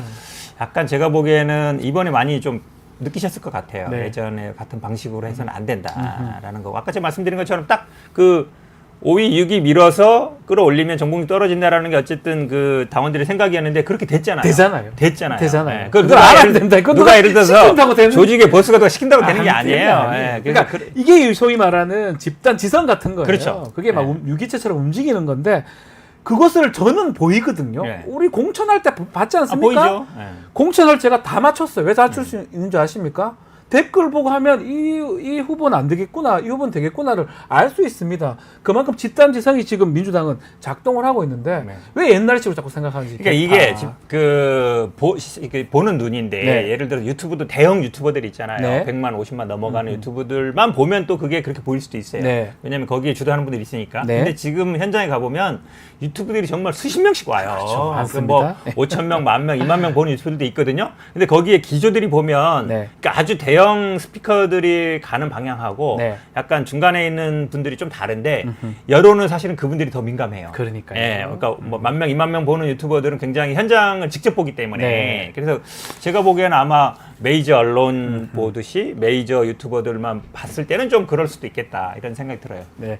자, 하여튼 뭐 우리 정봉주 전 의원 뭐 저는 그렇습니다. 뭐 지금 자꾸 얘기 나오는 것 중에 하나가 뭐가 있냐면 김 전 최고가 국민의 김 전 최고가 일로 와라. 명팔이 도적들 같이 토벌하자 이런 얘기도 했는데 지금 우리 김철근 개혁신당 사무총장님 오셨습니다. 안녕하십니까? 예, 비가 너무 많이 와서 지금 차가 상황이 엄청나게 많더라고요. 상황이 예. 그래서 앞 코너도 사실 좀 미뤘고요. 예. 전화 연결했었고. 죄송합니다. 아닙니다, 예. 아닙니다. 오늘 같은 뭐 태풍이 좀 온다고 하니까 예. 어쩔 수 없는 상황이고. 자, 뭐 정봉주 전 의원 얘기를 좀 합니다. 하고 있는데 바로 한번 질문을 드려보겠습니다. 지금 본인이 떨어지고 김재원 국민의힘 최고가 두 분이 친분 관계가 아마 있을 겁니다. 정봉주 두 분 뭐 방송도 같이 했던 것이 기억나는데. 정봉주 전 의원은 네. 부럽겠죠. 네. 김재원 최고가. 둘 다 같이 최고가 될 뻔했는데 양당에 최고되고 예. 두 사람 유튜브 같이 하던 유튜브가 몇 개 있었어요. 하다가 네, 잘못된 맞습니다. 적도 예, 있지만 어떻게 보십니까? 진심으로 얘기한 건가요? 김재원 최고가? 그 일로 와라? 놀리는 거죠. 아, 놀리는 겁니까 이거? 아, 왜냐하면 정봉주 전 의원이 가지고 있는 캐릭터나 예. 어떤 정치적 소신이나 생각이 네. 국민의힘으로 건너갈 상황은 아닌 것 같고요. 네. 단지 이제 그런 우려가 있죠. 틀린 게 아니고 다른 건데 아. 민주당이 과연 다름을 인정하고 있는 정당이냐. 음. 그 뭐 집단지성 얘기하는데 네. 집단 이지매 아니냐 혹시 집단 따돌림 따돌림이다, 아니냐. 이거는. 따돌림 아니냐. 네, 네. 이런 것들이 과연 국민들의 그러니까 중도적 입장의 국민들 입장에서는 민주당이 너무 그 원보이스 한 목소리만 내는 걸로 네. 단합 단결을 뭐 얘기하긴 하지만 그게 다양성이 존중되는 민주주의 정당의 모습이냐 이런 비판에 대해서 과연 어떻게 답을 할까? 네네네. 아 저는 뭐 집단지성 뭐 민주당의 주요 그 대의원 뭐 그다음에 권리당원 이런 분들이 판단을 하고 선택을 했기 때문에 네. 뭐 존중해야 된다 이런 입장도 있겠지만 그건 당원들의 입장이고 국민들 입장에서 민주당을 봤을 때 과연 다양성이 있는 정당이냐 아. 이렇게 봤을 때는 정봉주 전 의원 입장에서 좀 억울하겠죠 사실은. 억울할 수 있죠. 억울하죠. 억울할 수 왜냐하면 있죠. 예. 처음에 본인이 1등으로 쫙 치고 나갔는데 그때 김민석 네. 의원에게 표가 왜 왜 이렇게 적냐 왜 안 나오냐 이렇게 하면서 뒤집혔어요 1차로. 그때 바뀐 거니까. 그리고 이제 사석에서야 무슨 얘기를 못 하겠어요. 임금님기 당나귀라 얘기하고 다 얘기할 수 있는데 그 사석 얘기가 방송을 타면서 이게 이제 해명도 안 되고 이상한 상황이 생긴 거잖아요. 그러면 예. 그런 얘기들이 어느 정도는 그 틀린 게 아니고 다른 생각을 할 수 있는 거잖아요. 근데 그런 것이 존중되는 그런 정당으로 보일 거냐에 네. 대한 우려는 있다 이렇게 보이죠. 그렇다고 국민의힘 가지는 않겠죠? 정봉주 전 가면은 뭐 또 바보 되는 거 아니겠어요? 말만 저럴 거고 두 사람이 뭐 같이 하거나 뭐 정말 명팔이 뭐 도적 초보를 같이 하자 뭐 이렇게 하기는 사실은 어려울 것이다 이렇게 보시는 거죠? 아니 김재원 최고 입장에서야 윤팔이 하시는 분들 척결 먼저 하시지. 아 윤팔이요? 윤팔이 예. 대통령 파는 사람들. 자 알겠습니다. 뭐 정봉주 전 의원 정치 더 하겠죠? 잘 하겠죠. 당연히 하겠죠. 하겠죠. 하겠죠. 근데 한 가지 네. 조금 이런 부분이 있어요. 네, 예를 네. 들어서 이게 어찌 보면 본인이 한 말에 대해서는 그러니까 그 박원석 전 의원이 전한 거는 전원이니까 네, 네. 그 말을 어떻게 할 수 있지만 그 다음에 본인이 치고 나온 게 명파리를 척결해야 된다. 기자회견했거든요. 그 얘기를 계속 했단 말이에요. 서울대에서도 얘기하고 전국대에서도 하고 기자회견도 하고. 그러면 많은 분들이 누구냐 조직을 얘기하든 뭐 지금 뭐 김두관 전 의원처럼 뭐 더민주 혁신회이든 아니면 얘기했죠. 뭐 당내 뭐 김두관 실세라고 얘기하는 뭐 네. 성남 사람들 누굴 얘기하든 그러니까 그 논쟁을 이어가려면 구체적으로 얘기를 해야 돼요. 그러면 당내에서도 논의가 되거든요. 네. 누가 뭐 배우 실세라든지 아니면 이 조직이 민주적이 아니라든지. 근데 이제 그냥 명팔이라고만 얘기하고 누군지 얘기 안 하니까 네. 막 이제 SNS에 돌아다니는데 더 이상 진척이 안 되잖아요. 그러니까요. 제가 보기에는 당내 민주화 지금 말씀하신 것처럼 그 필요합니다. 사실은 당내 민주화라든지 아니면 절차적인 공정이나 필요하기 때문에 조금 더 얘기를 하려면 누구다라는 거는 얘기하고 그다음에 그거에 대해서 어떻게 생각한다. 그리고 이번 선거에 대해서 본인이 어떻게 생각한다. 요거는 제가 보기에 정리할 필요는 있어요. 정리를 좀 네. 해야 된다. 자 이제 이재명 대표 체제 만들어지고 또 눈에 띄는 게 인선인데요. 뭐 다른 뭐 사무총장이나 뭐 비서실장 등등은 지금 뽑아졌는데 지명직 최고위원 어떻게 누가 정봉주 하진 않겠죠? 뭐 그럼 히트죠. 하여튼입니까 이게? 아 왜냐하면 예. 다른 사람도 인정하고 완전 다른 사람이 예. 될 수도 있는데. 예. 뭐 그런 상황이니까 뭐 생각해볼 필요가 있는데 네. 지금 보면 민주당의 최고위원 5분 중에 거의 대부분이 출신지가 영남이에요. 제가 지역색을 뭐 얘기하는 건 아닌데 호남이 없어요. 그 전남. 한준호 의원 전북. 한 분인데 지금 민주당이 뭐 내가 남의 당 걱정할 일은 아닙니다만은 걱정해 주십시오 조금만. 네. 제가 이제 보면은 예. 호남이 본거지인데 네. 호남의 광주 전남 출신 그 지역구를 둔 네. 그 최고위원이 없어요. 그 호남 전체. 그 한준호 의원도 경기도잖아요. 네. 그러니까 출신은 거기지만 지역구는 경기도잖아요. 그러니까 일산. 지역구 호남의 지역구를 둔 의원 중에 또는 예. 정치인 중에 최고위원이 없어요. 네. 지금 벌써 4번째입니다. 그런데 이제 호남은 결국은 그러면 표만 몰아주고 지도부에는 하나도 들어가지 않고 그다음에 호남은 항상 물갈이 대상이 돼서 초선 재선들만 있고 예. 뭐 이런 상황에 몰리는 거 아니냐. 그럼 결국은 호남에 기반을 둔 정당 민주당이라고 하는데 전국 정당을 명분으로 해서 결국 호남이 소외되는 거 아니냐. 네. 역차별 당하고 있는 게 아니냐. 아니면 호남 자체에서 큰 정치인을 성장시키고 있지 못한 아하. 그런 점들이 있는 게 아닌가라는 생각이 들고요. 아마 그런 게 고려된다면 지명직의 호남 출신 할 것이다. 정치인이 한 명 정도는 들어가지 않을까. 거기 2명이죠, 민주당은. 네, 2명이에요. 예, 그러니까 그 부분에 한 명. 그리고 지금 민주당이 따로 청년 최고위원을 뽑지 않는 상황이기 때문에 여성은 청년. 배려를 하는데 네. 그러면 청년 한 명, 호남 한 명. 뭐 좀 두지 않을까. 아하. 제가 이재명 대표의 참모라면 그렇게 조언을 하겠습니다. 청년 한 명, 예. 호남 한 명. 저하고 생각이 똑같아요. 아. 100%. 왜냐하면 지금 예, 이제 예. 보궐선거가 있습니다. 네. 전남 영광군수, 곡성군수. 특히 아마 이제 조국 신당에서 여기 지금 아마 집중적으로 공략할 것 지금 같은데. 벌써 갔다고 하는 그러니까 거기 뭐 월세살이 한다 그러잖아요. 예. 그러면 당장 호남이 문제가 될 수 있고 그렇죠. 말씀하신 것처럼 호남에 어쨌든 민정배 의원이 진출을 못하면서 떨어지고. 있습니다. 네. 그래서 호남 부분이 아마 배려될 수 있을 것 같고 보통 우리가 보면은 지역을 배려하거나 네. 세대, 성별 아니면 직능, 노동, 여성계 이런 게 배려하잖아요. 그러면 나머지 하나는 지난번 아마 대선이 저는 아마 2030 남성에서 표가 갈렸다고 봐요. 네. 그럼 민주당은 청년 최고를 따로 안 뽑거든요. 그러니까 아마 좀 2030 남성을 대표할 수 있는 분을 선출할 수도 있을 가능성이 있다라고 보여요. 2030 남성 그리고 호남 이렇게 좀 지명직 이렇게 뽑을 것이다. 근데 이렇게 말하면 말을 안 듣더라고. 아니 그 윤석열 대통령은 젊은 내가 많이 볼 것인데 한 번도 없었잖아요. 아이 그러게요. 젊은 장관이 이제 뽑힌 적이 없었어요. 저는 솔직히 기대를 좀 했거든요. 젊은 장관 나이가 뭐 중요한. 근데 본인이 이제 하겠다고 공약을 그렇게 했는데 지금 암만 생각해봐도 없죠. 저보다 젊은 장관이 한 명도 없습니다. 그렇죠. 저도 그게 제가 50인데 제가 50입니다. 이제. 그게 이제 전략 포인트예요. 예. 그러니까 아마 다음 선거도 그 부분에서 저는 다음 대선을 준비하는 과정에서도 네. 2030 남성이 네. 사실은 민주당 입장에 굉장히 곤란한 부분이에요. 네. 그러니까 민주당에도 보면 이번에 새로 진출한 분들도 뭐 최고위원뿐만 아니라 의원들도 좀 젊은 분은 좀 없어요. 우리 국민의힘이나 적어요. 아니면 지금 적어요. 개혁신당에 비해서 그런 부분이 제가 보기에는 감안을 해야 돼요. 아니 그러니까 역시 젊어요. 다음에 개헌을 한다면 네. 일단 대통령 그 자격 있잖아요. 40세. 만 40세. 예. 그걸 없애야 됩니다. 뭐 이준석 굳이- 대표는 뭐 넘어가잖아요. 나이. 내년 3월 30일이면 넘어가니까 넘어가죠. 그건 상관이 없는데 예, 예. 단지 이준석을 얘기하는 게 아니고 네. 젊은 세대의 젊은 지도자들이 나올 수 있으려면 그런 걸 없애야 돼요. 물론 우리도 이미 18세로 선거권이 내려왔지만 네. 그리고 이제 유럽처럼 만 15세, 16세가 되면 정당 활동을 할 수 있도록 해주면 네.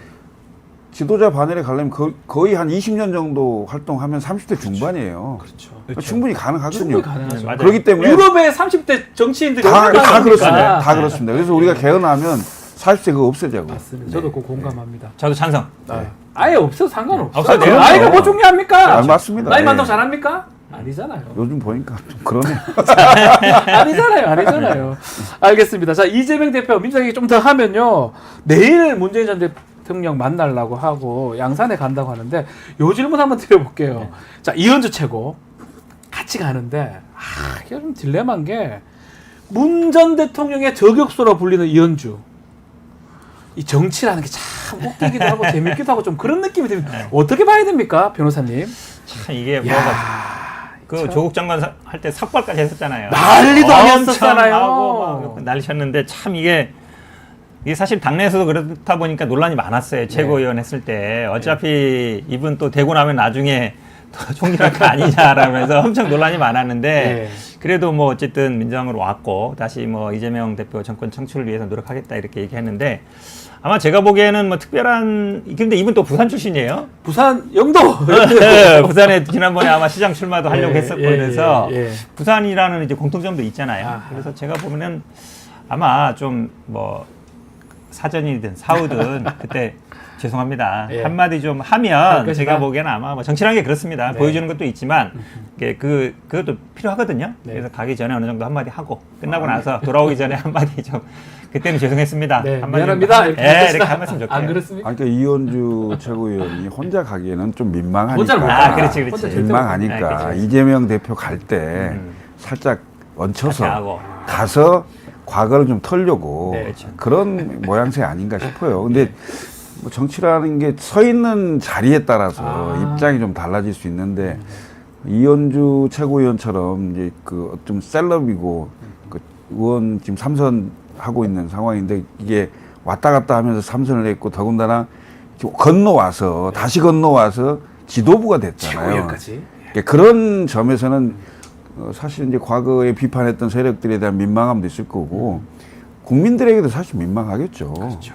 물론 지역구에서는 당선이 됐지만 앞으로 의정 활동을 좀 지켜보겠습니다. 네, 알겠습니다. 자, 마지막으로 우리 김철근 우리 총장님께 한번 질문 드려보겠습니다. 이번에 문재인 대통령 만나서 어떤 좀 그림이 나올지 또 그리고 또 김경수 전 지사가 이제 복권이 되면 11월달에 귀국을 하는데 혹시나 김경수 지사를 좀 활용할지 이재명 대표가 어떻게 보십니까? 활용을 하려고 하겠지만 지명직 최고위원 이런 거. 김경수 전 지사가 활용을 안 당하려고 하겠죠. 아, 왜냐하면 대체제가 돼야 되니까. 예, 보완제가 아니거든요. 네. 지금 김경수 전 지사는 대체제로서 이재명 대표의 대체제로서의 그 효과나 가능성을 갖고 있는 거지. 네. 이재명 대표의 어떤 보완제 이런 성격은 별로 아닐 것 같아요. 그래서 제가 보기에는 이재명 대표가 사법 리스크가 현실화 될 거냐 여부예요. 네. 그럼 현실화 됐을 때 이재명을 가지고 민주당이 이길 수 있느냐? 아니다. 뭐 이것은 탄압이냐? 아니냐? 이런 논란이 생길 거예요. 네. 그 논란이 생겼을 때, 그럼 뭐 대안으로 김경수도 생각해 볼 수 있는 거 아니냐. 이랬을 때 나올 수 있는 거지. 지금 확고한 이재명 체제 하에서의 김경수는 별 의미가 없죠. 쉽지가 않다. 알겠습니다. 오늘 또 시간이 다 됐고 우리 김철근 총장님 좀 교통도 안 좋은데 오셔서 너무너무 감사드립니다. 처음 질문을 낼 때 못 뭐요? 받아서 말이에요. 뭐요? 한마디는 해야 되겠는데. 한마디 해주세요. 한동훈 마무리. 25일. 예. 예, 그거 25일. 지금 그게 네. 첫 번째 주제였는데 그거 마무리해 아니 주시죠. 생중계 하려면 토론을 하지. 회담을 왜 하나. 그대로 했습니다. 회담을 왜 하냐고. 저희가 그대로 했습니다. 그 얘기를. 네? 맞죠? 예. 왜냐하면 아무리 변화도 중요하지만 네, 전통도 중요하거든요. 그렇죠. 예. 맞습니다. 진짜 허심탄회하게 이 얘기를 하려면 터놓고 얘기하려면 그냥 기존 관행을 좀 따라주시고 그다음에 뭔가 합의가 되면 합의를 하려고 노력을 하셔야 돼요. 그렇죠. 뭐든 간에. 보여주려고 하는 게 네. 아니고.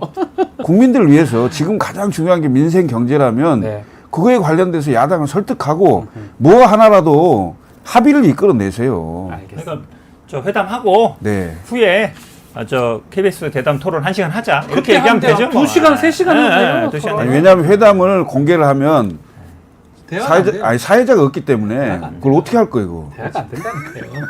알겠습니다. 자, 오늘 이슈합 여기서 마무리하겠습니다. 김철근, 현근택 두 분과 함께했습니다. 감사합니다. 예, 고맙습니다. 감사합니다. 자, 마무리하기 전에 내일 방송 좀 소개해드리겠습니다. 내일은 한 주간의 민심을 살펴보는 쇼미더 민심, 또 김필성, 신유진 변호사와 함께하는 이슈 3합 준비되어 있습니다. 채널 고정해 주시고요. 잠시 후 2부 뉴스 인사 프라임이 진행이 되니까요. 조금만 기다리십시오. 잠시 후에 뵙겠습니다.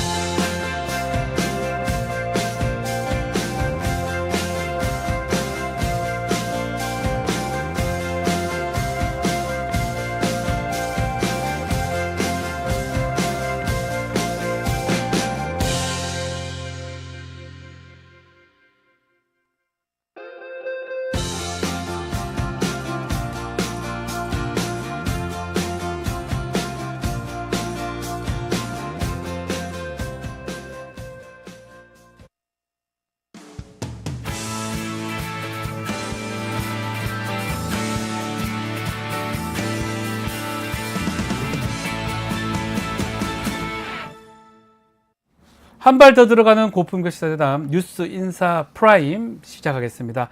매주 수요일 정치 뉴스를 유쾌하게 배달하는 정치 배민 시간입니다. 자, 오늘도 배종찬 소장님 그리고 이상민 PD 두 분 오셨습니다. 안녕하십니까? 네, 반갑습니다. 안녕하십니까? 안녕하십니까? 네. 비가 많이 옵니다. 비가 너무 많이 옵니다. 네. 정말 지금 출근하는 분도 계실 거예요. 조금 네.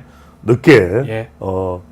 빨리 이제 9시까지 이제 회사에 도착해야 되는 시간인데 발을 동동 구르시는 분들 많을 텐데 네.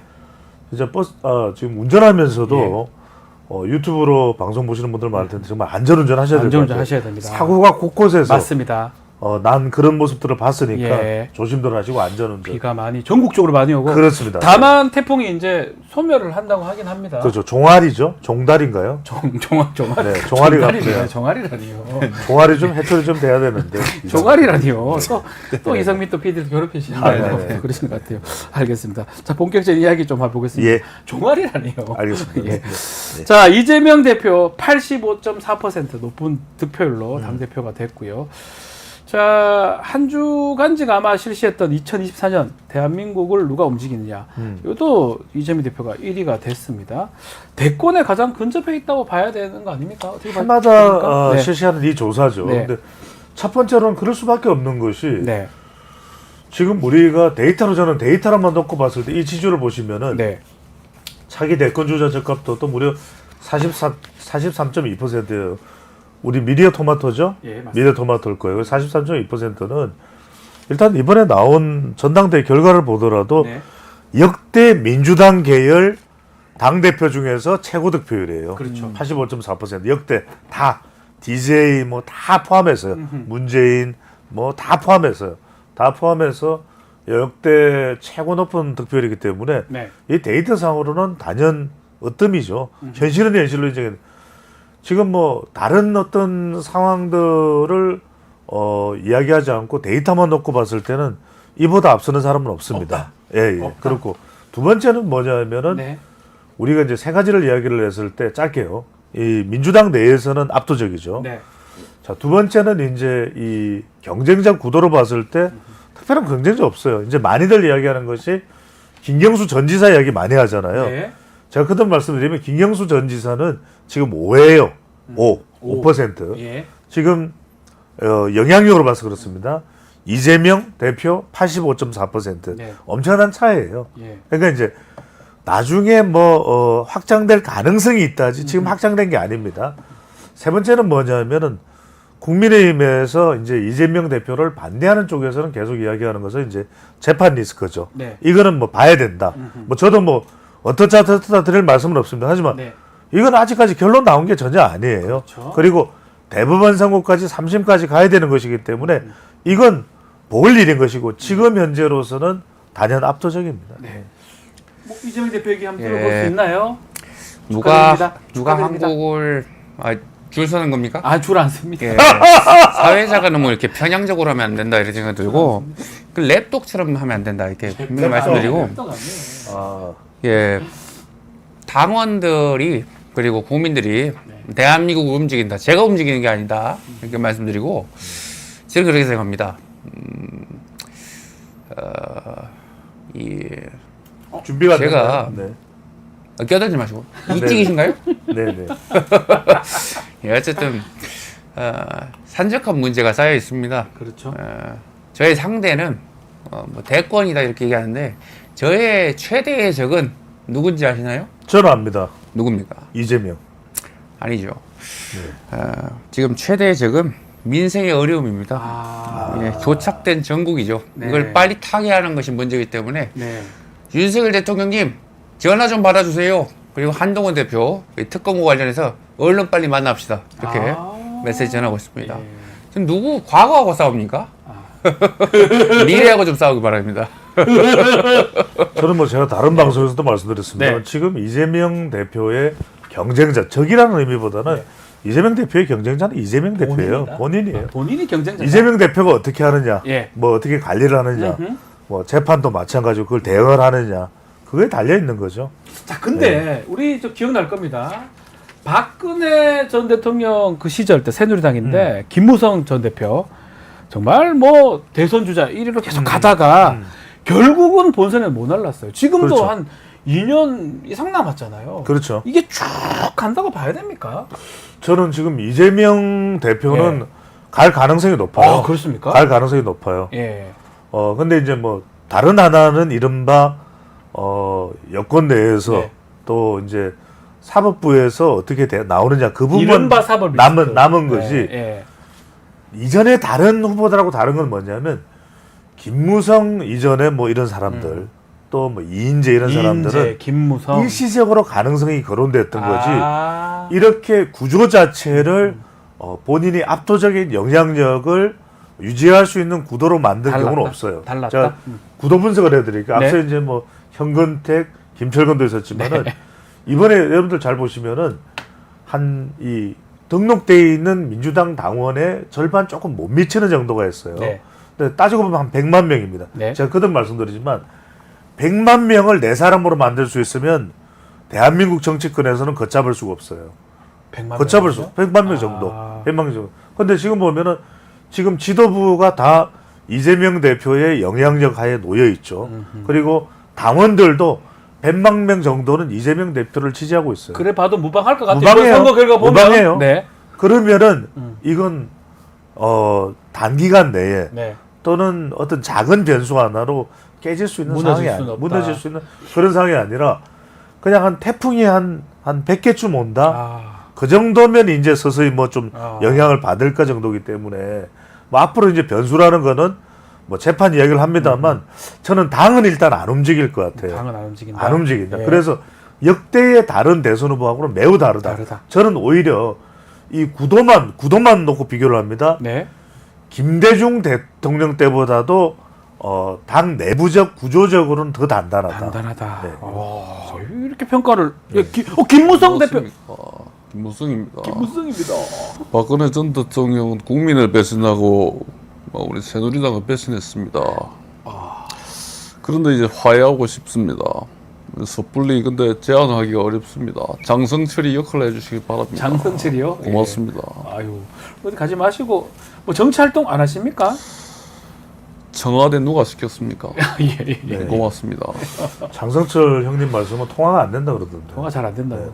좀 멀어졌다고 하긴 하던데. 예. 두 분 같으면 전화를 받고 싶습니다. 장성철이 전화 갔는데 받고 싶은 사람 하나도 없습니다. 고맙습니다. 딴 사람 목소리 같기도 하고. 네. 아니 근데 생각하면 맞아요. 예, 맞네요. 맞습니다. 네. 가방이나 받으세요. 예. 자, 근데 또 하나 중요한 것은 예.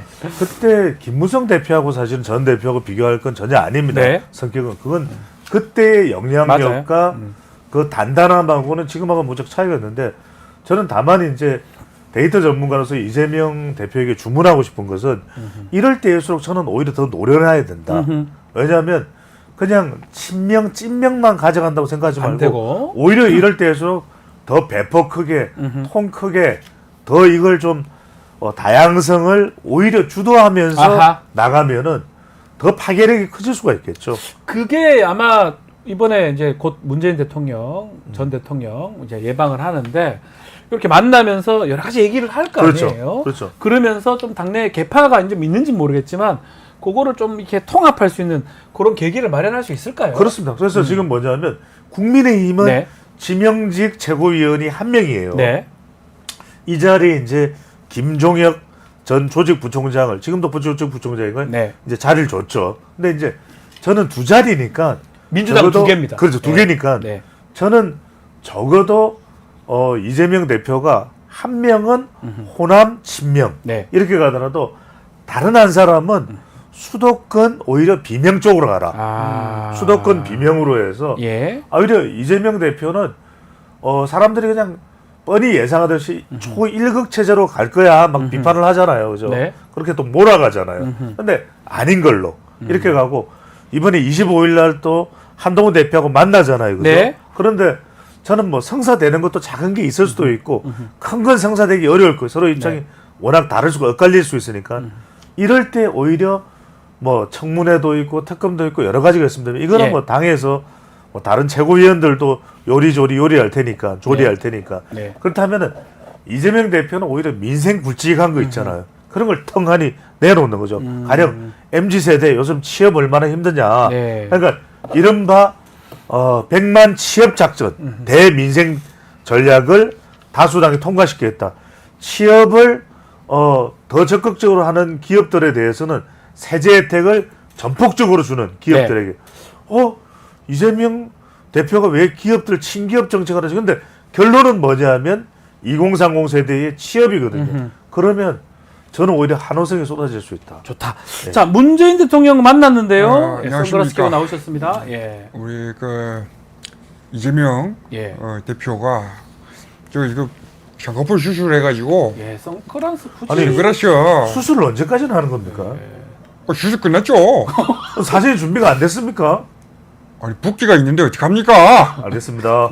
대기 닥터입니까? 대한민국은 분명 희망이 있습니다. 하하하. 면문인가요, 문명인가요, 이제? 아니 의대 남았어요? 네? 의대. 어때? 의대. 어때? 하하하. 예. 잠깐만요. 시계 풀어야겠어요. 예. 근데 특전사 나온 거 몰라? 특전사 나왔. 하하하하. 예. 우리 저는 공수 실험단인데. 우리 정숙 씨 봐서 참겠어요. 네. 아무튼 네. 우리 명문정당이 되는데 네. 우리 하나가 되셔. 통합이 생명이고 그렇죠. 통합이 문제다 이렇게 생각해서 만나겠습니다. 네. 고맙겠습니다. 좋습니다. 끝입니까? 뭐 끝이죠, 예. 특전선은 그거 까먹었나 보네. 예. 안 되겠어요. 아닙니다. 절 좀 대주세요. 그때 뭐 마지못해 갔던 건 아닌 거죠? 예. 네. 요즘에 자꾸 저쪽 빨간 쪽으로 넘어가는 것 같아요. 원래 저러십니까? 정도면 빨간만. 네, 알겠습니다. 네. 레드벨벳으로 뭐 맞고 싶습니까? 알겠습니다. 좋아요. 여권으로 좀 가보겠습니다. 한동훈 대표인데, 야, 이제 문제는 이번 25일 날 이제 회담을 이제 한다고 하는데, 네. 뭐 일단 유력 보수 대권 주자는 1위는 뭐 한동훈입니다. 한동훈인데, 특히 이제 최상병 특검법 이거를 그렇죠. 의제로 쓰냐 안 쓰냐, 야, 이게 첫 시험대가 될 것 같긴 해요. 그렇죠. 근데 이거는 저는 뭐 해결하기가 쉽지 않을 것 같아요. 네. 왜 그러냐면은 결과적으로는 재밌는 제가 말씀을 드릴게요. 네. 최상병 특검법 민주당가 풀어야 될 일 아니에요. 아, 아닙니까? 이재명 대표가 풀어야 될 일 아니에요. 그러면요. 윤석열 대통령이 풀어야 될 일. 윤 대통령하고 한동훈 대표 두 사람이 풀어야 된다. 그렇죠. 아. 그래서 저는 예. 이게 오히려 최상병 특검법 가지고는 한동훈 대표가 성과를 내기가 쉽지가 않다. 왜냐하면 오죽했으면 민주당이 그랬잖아요. 아, 받을게요. 받을게요. 뭘 하든지 다 받아줄게요. 그러니까 그럼 예. 뭐 또 이제 제보 뭐 그거 좀 추가할게요. 네, 네. 특검 내용에 받을게요. 그러니까 지금 한동훈 대표는 자꾸 대통령실 쪽을 보게 돼 있어요. 용산을 바라본다. 아, 그러네요. 용산을 보면서 예. 아, 이거 괜찮을 거 어찌 해야 될까? 이러다 보면은 요거 가지고는 해결하기 어렵거든요. 네. 그러니까 여러분들이 그걸 아셔야 됩니다. 지금 어떤 성과를 내야 되는 시기에는 한동훈 대표하고 이재명 대표 중에 누구 시기가 더 빨리 돌아갈 것 같아요? 한동훈 대표. 한동훈. 왜냐하면 네. 이재명 대표는 더 오래 대표를 할 수가 있습니다. 아. 그런데 한동훈 대표는 대선 나갈 것 같으면 그럼 대선 안 나가면 한동훈 대표 이래버리거든요. 그러니까요. 그러면 대선 나가니까 와 이러고 지금 1년 6개월 전에 그만둬야 됩니다. 그렇죠. 당 그러면 대표를. 내년 9개월인데 이거 연장 못 해요. 네. 그 당에서 통과되기 힘들어요. 네. 그러면은 사실상 내년 여름까지 더워질 때까지 요맘때까지인데 네. 그러면 그 전까지 뭔가 성과를 냈는데 뭘 핵심은 해야죠? 뭘 최상병이거든요. 예. 시계가 째깍째깍째깍 이렇게 돌아가요. 예. 이재명 대표 시계는 째깍 이렇게 돌아. 그러면은 예. 최상병 가지고 뭔가 성과를 내야 내야 되는 게 쉽지 되는데. 않다. 예. 저는 쉽지 않다. 네. 들어볼까요? 저는요. 저는요. 그렇게 묻고 싶습니다. 시계가 혹시 예. 두 개인 건 아세요? 이재명 대표 시계? 뭐죠? 이재명 대표는요. 그리고 민주당은요.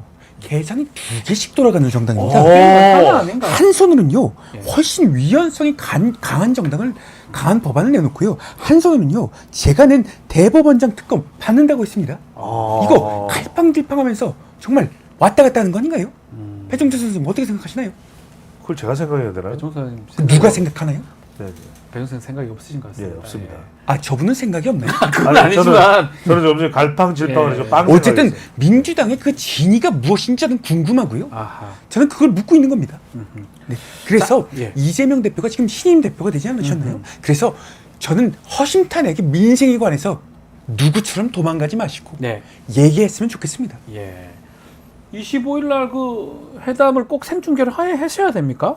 녹화를 했으면 좋겠습니까? 아, 녹화를 선호하시나요? 아니에요. 생중계하면 좋은 거죠. 예. 그 어떻게 봐야 그러니까 됩니까? 이제 생중계. 한동훈 대표는 네. 생중계를 통해서 이제 주목도를 높이고 싶은 거죠. 그러니까요. 그래서 지난번에 이재명 대표도 윤석열 대통령 만났을 때 좀 효과를 봤죠. 사실은 네. 효과를 봤어요. 네. 근데 이번에는 한동훈 대표가 뭔가 결과가 나오는 것보다는 이 만남 자체로 1월 오후 3시죠. 네. 3시간 막 낮잠 졸리고 이럴 때잖아요. 근데 이제 막 나와서 네. 막 이 스타카토 합법으로 민주당이 받아야 될까? 이거 하면 좀 잘하시네요. 좀 봐야 하시네요. 그래서 이걸 가지고 이제 이야기를 하면서 예. 주목을 높이는 건데 그러면은 한동훈 대표로서는 생중계하는 그 시간대에 그러면 이제 비공개 회의로 들어갈 수가 있겠죠. 예. 그때 이제 뭔가 효과를 보려고 할 텐데 문제는 뭐냐면은 지금 이 이재명 대표의 전략은 이걸 거예요. 만나자마자 최상병 다 받겠다 이렇게 얘기하는데 한동훈 대표는 뻥칠 거예요. 왜?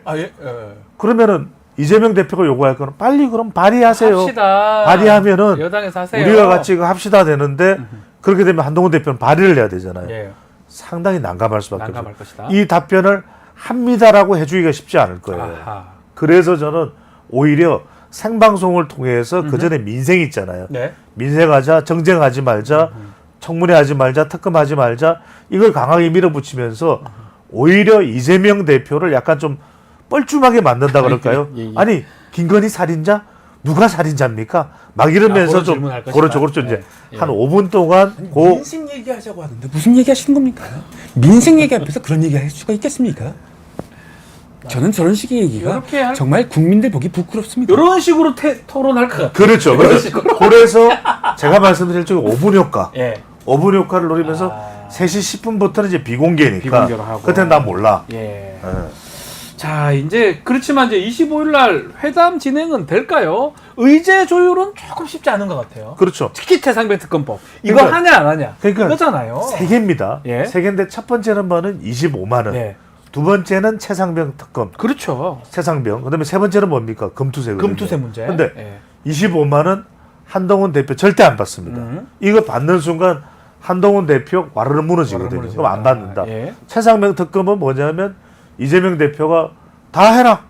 발의해라. 예. 근데 여기에 대해서도 용산에 그러면 발의 들어가잖아요. 네. 지금 아직 공수처 수사 발표 안 됐는데 그러면 한동훈 대표 큰일 납니다. 네. 그러면 이것도 확답을 못 해주는. 자, 그다음에 검투세는 뭐냐면 이거는 조금 약간 쪼개 들어갈 네. 거예요. 검토는 해볼 수 있을 것 같아요. 이 정도만 딱 이재명 대표가 이야기를 하고 한동훈 대표는 검투세에 매달릴 거예요. 검투세. 네. 검투세가 내가 이거 얻어냈다. 네. 근데 따지고 보면 금융투자소득세 이거는 이전부터 이야기가 되어 왔던 거거든. 맞습니다. 그래서 저는 사실상 3대 의제 이 부분을 가지고서 뭔가 나올 건 없는데 고작 나온다 그러면 앞으로 이 모임을 계속하자. 정례화하자. 아, 그 정도. 요거 네. 정도. 그다음에 정쟁을 좀 최소화하자는 데 대해서는 어느 정도 협의할 수 있다. 이걸 얻어내는 정도가 될 것 같아요. 윤석열 대통령 만나는 영수회담을 하면 원했을 것 같아요. 이재명 대표가. 지난번에 김기현 전 대표가 우리 만납시다 갔을 때는 그때는 거절하다가 이번에 한동훈 대표랑 만나는 거는 또 찬성을 했어요. 이재명 대표의 의도는 뭐라고 봐야 됩니까? 왜 그러냐면은 예. 일단은 이게 양수겸장이에요. 윤석열 대통령 만나자. 그럼 윤석열 대통령 안 만나죠. 네. 당연히.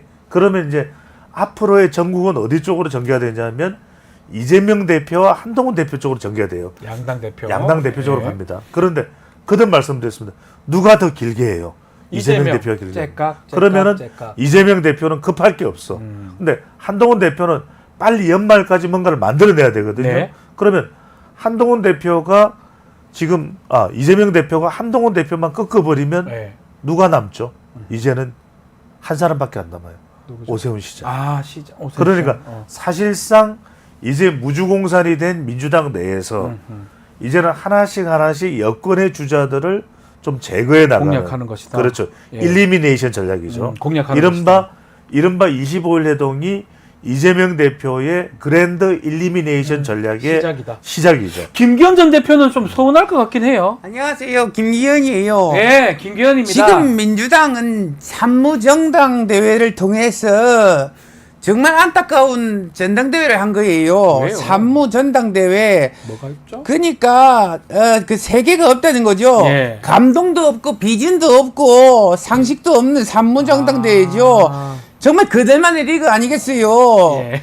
국민들에게 어떻게 사랑을 받을까 정책과 비전으로 그 승부를 볼까가 아니라 예. 그저 이재명 대표한테 매달려가지고 어떻게든 그 콩고물 얻어먹을까 하는 그거 아니겠어요.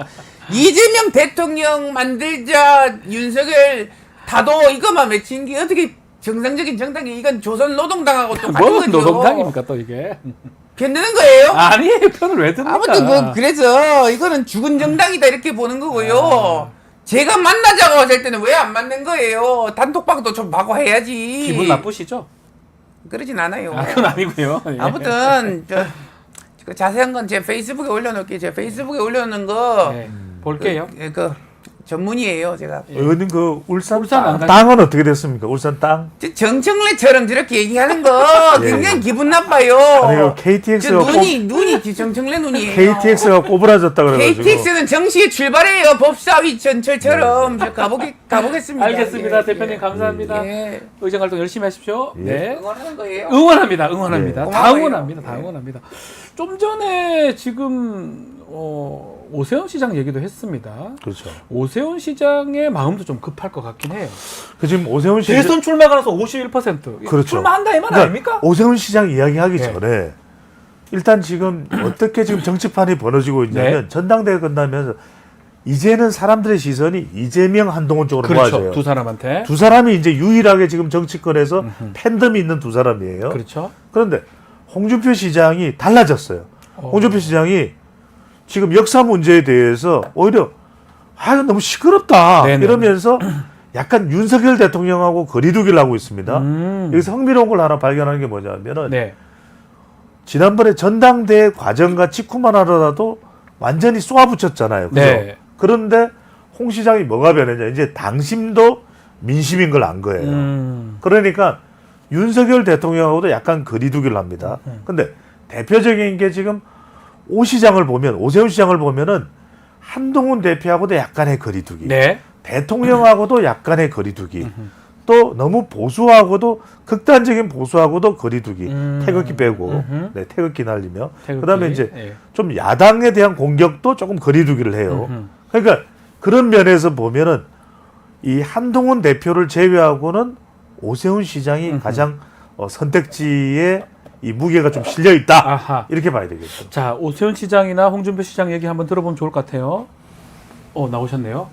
임시정부를 임시정부를 망명정부로 인정하지 않으면 네. 해방후 오리하고 비슷하게 출범했는데 김일성이하고 북한에 대해서 민족사의 정통성 문제를 인자 어떻게 볼 거예요? 예. 뒤늦게 나온 거니까 그 문제겠죠? 인정의 법통을 이어받은 정부가 정통성이 있는 거 아니냐? 그렇죠. 내게 물을 수밖에 없어요. 고지 건국절을 하려면 임정 출입일인 1919년 4월 11일로 하고 1945년 8월 15일로 지금처럼 해방된 광복절로 이렇게 하는 거지 맞지? 예. 48년 8월 15일 정부 수립 맞잖아요. 그러면은 이렇게 정리하는 게 맞지. 이거 갖다가 싸우고 멱살 잡고 싸우는 게 온당합니까? 이전 투고 너트 크래커에 지금 처지에 빠져 있는데 호두 깨기하게 생겼어요. 네. 참. 아니 그러니까 말씀 좀 바뀐 것 같긴 하지만 한동훈 공격을 잘 안 하고 있어요. 예. 그래서 지금 홍 시장이 한동훈 얘기는 하지 마. 아니에요. 홍 시장 내가 얘기하는데 한동훈이 얘기하고 있어. 아니 시장님 그 태진아 노래 부를 때 송대관이 얘기하고 있는 거 똑같아. 시장님 푸바오 왕자 옥경이 노래 부를 때 저거 내 내 박자 사랑. 얘기하고 있어. 옥경이 왜 그러세요? 희미한 불빛 아래 왜 그러십니까 둘 다. 아니 그래서 지금 보시면은 홍 시장이 달라졌어요. 홍 시장의 전략은 한동훈 대표가 힘 빠질 거다. 네. 그러면 그때 이재명 대표하고 맞대응을 하는 사람은 나다. 요 전략으로 가고 있는 거예요. 네. 그러니까 이전에는 오 시장 칭찬도 좀 했었잖아요. 예. 오 시장이 잘생겨서 그런데 그 이야기를 이제 최근에는 잘 안 해. 그러니까 이제는 한동훈 대표 맥 빠지고 나면 내가 등장해야지. 그 시기 언제인 줄 아세요? 언제입니까? 2026년 봄이에요. 선거 왜? 대선? 네. 왜냐하면 지방선거는 다시는 안 나가거든요. 그렇죠. 그러면 2026년부터는 치고 나가겠다. 대통령하고 별로 사이 안 나빠. 한동훈 대표는 맥 빠져. 오 시장은 아직 일어나기 전이야. 그러면 이재명 대표랑 맞붙을 사람은 나밖에 없다. 나밖에 없다. 왜? 이재명. 예. 이재명 대표도 TK, 자기도 TK, TK 대 결투를 벌이자. 네. 이렇게 나오는 거예요. 자, 오신영 시장 얘기 듣고 마무리 좀 할게요. 안녕하세요, 오신영입니다. 예, 안녕하십니까. 지난달 네. 제가 임기 반환점을 돌았습니다. 네, 맞아요. 제가 임기를 시작하고부터 많은 질문 들었는데요. 그때부터 대선에 언제 출마하느냐 네. 정말 많은 질문 들었습니다. 그러나 이제는 제 역할, 제 포지션을 좀 정해야 될 때가 아닌가 이런 생각이 출마하는 거 들었습니다. 아닙니까? 그거는 정말 서울 시민에 대한 예의가 아니라 생각하고요. 할 것 같은데. 이제는 좀 고려해 볼 때가 되지 않았나 그 이런 생각이 정도가 들고 51%. 예. 사회자께서 자꾸 이렇게 곡하가세를 하는 거는 죄송합니다. 예. 그렇게 좀 적절하지 않은 것 같고요. 예. 어쨌든 지금 필요한 건 네. 위기의 순간에서 잔뼈가 정말 굵은 경험이 있는 사람입니다. 그래서 경험의 힘으로 저는 이 서울시 예산이 얼마나 되는지 아십니까? 많이 됩니다. 이 한 해에 45조가 넘습니다. 맞습니다. 이거는 정말 경험을 해보지 않고서는 경험이 없는 사람은 이 종합행정을 모르거든요. 그래서 이 종합행정을 해본 사람만이 국정을 이끌 수 있겠다 이런 생각이 들어서 네. 그러면 누가 있겠습니까? 이 서울시민 여러분들이 잘 판단하시겠죠. 정리해 주십시오. 이제. 네. 오세훈 시장 그때 그러면 또 가능한 거죠. 무상급식 사태도 서울 시민에 대한 예의입니까? 아유, 그거는 벌써 10년이 넘은 얘기인데요.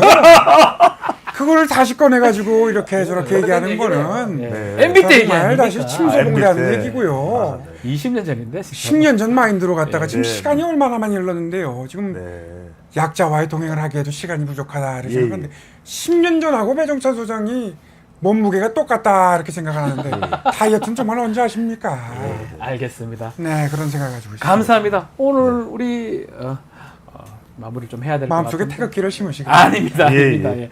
자, 우리 정치배민 또 즐겁게 오늘 말씀 또 나눴습니다. 예. 오세훈 시장 말씀을 마무리로 살은 그대로인 거 맞나요? 알겠습니다. 제가, 예. 제가 유상급식 때문에. 알겠습니다. 자, 정치배민 배종찬 소장님, 이상민 PD 두 분 감사합니다. 고맙습니다. 자, 뉴스인사 프라임 유튜브 멤버십 회원에게만 제공이 되고 당일 저녁 일반에게 공개가 됩니다. 회원 가입 방법 게시판 통해서 가능하니까요. 많은 참여, 관심 부탁드리겠습니다. 저는 내일 아침에 다시 찾아오겠습니다. 고맙습니다.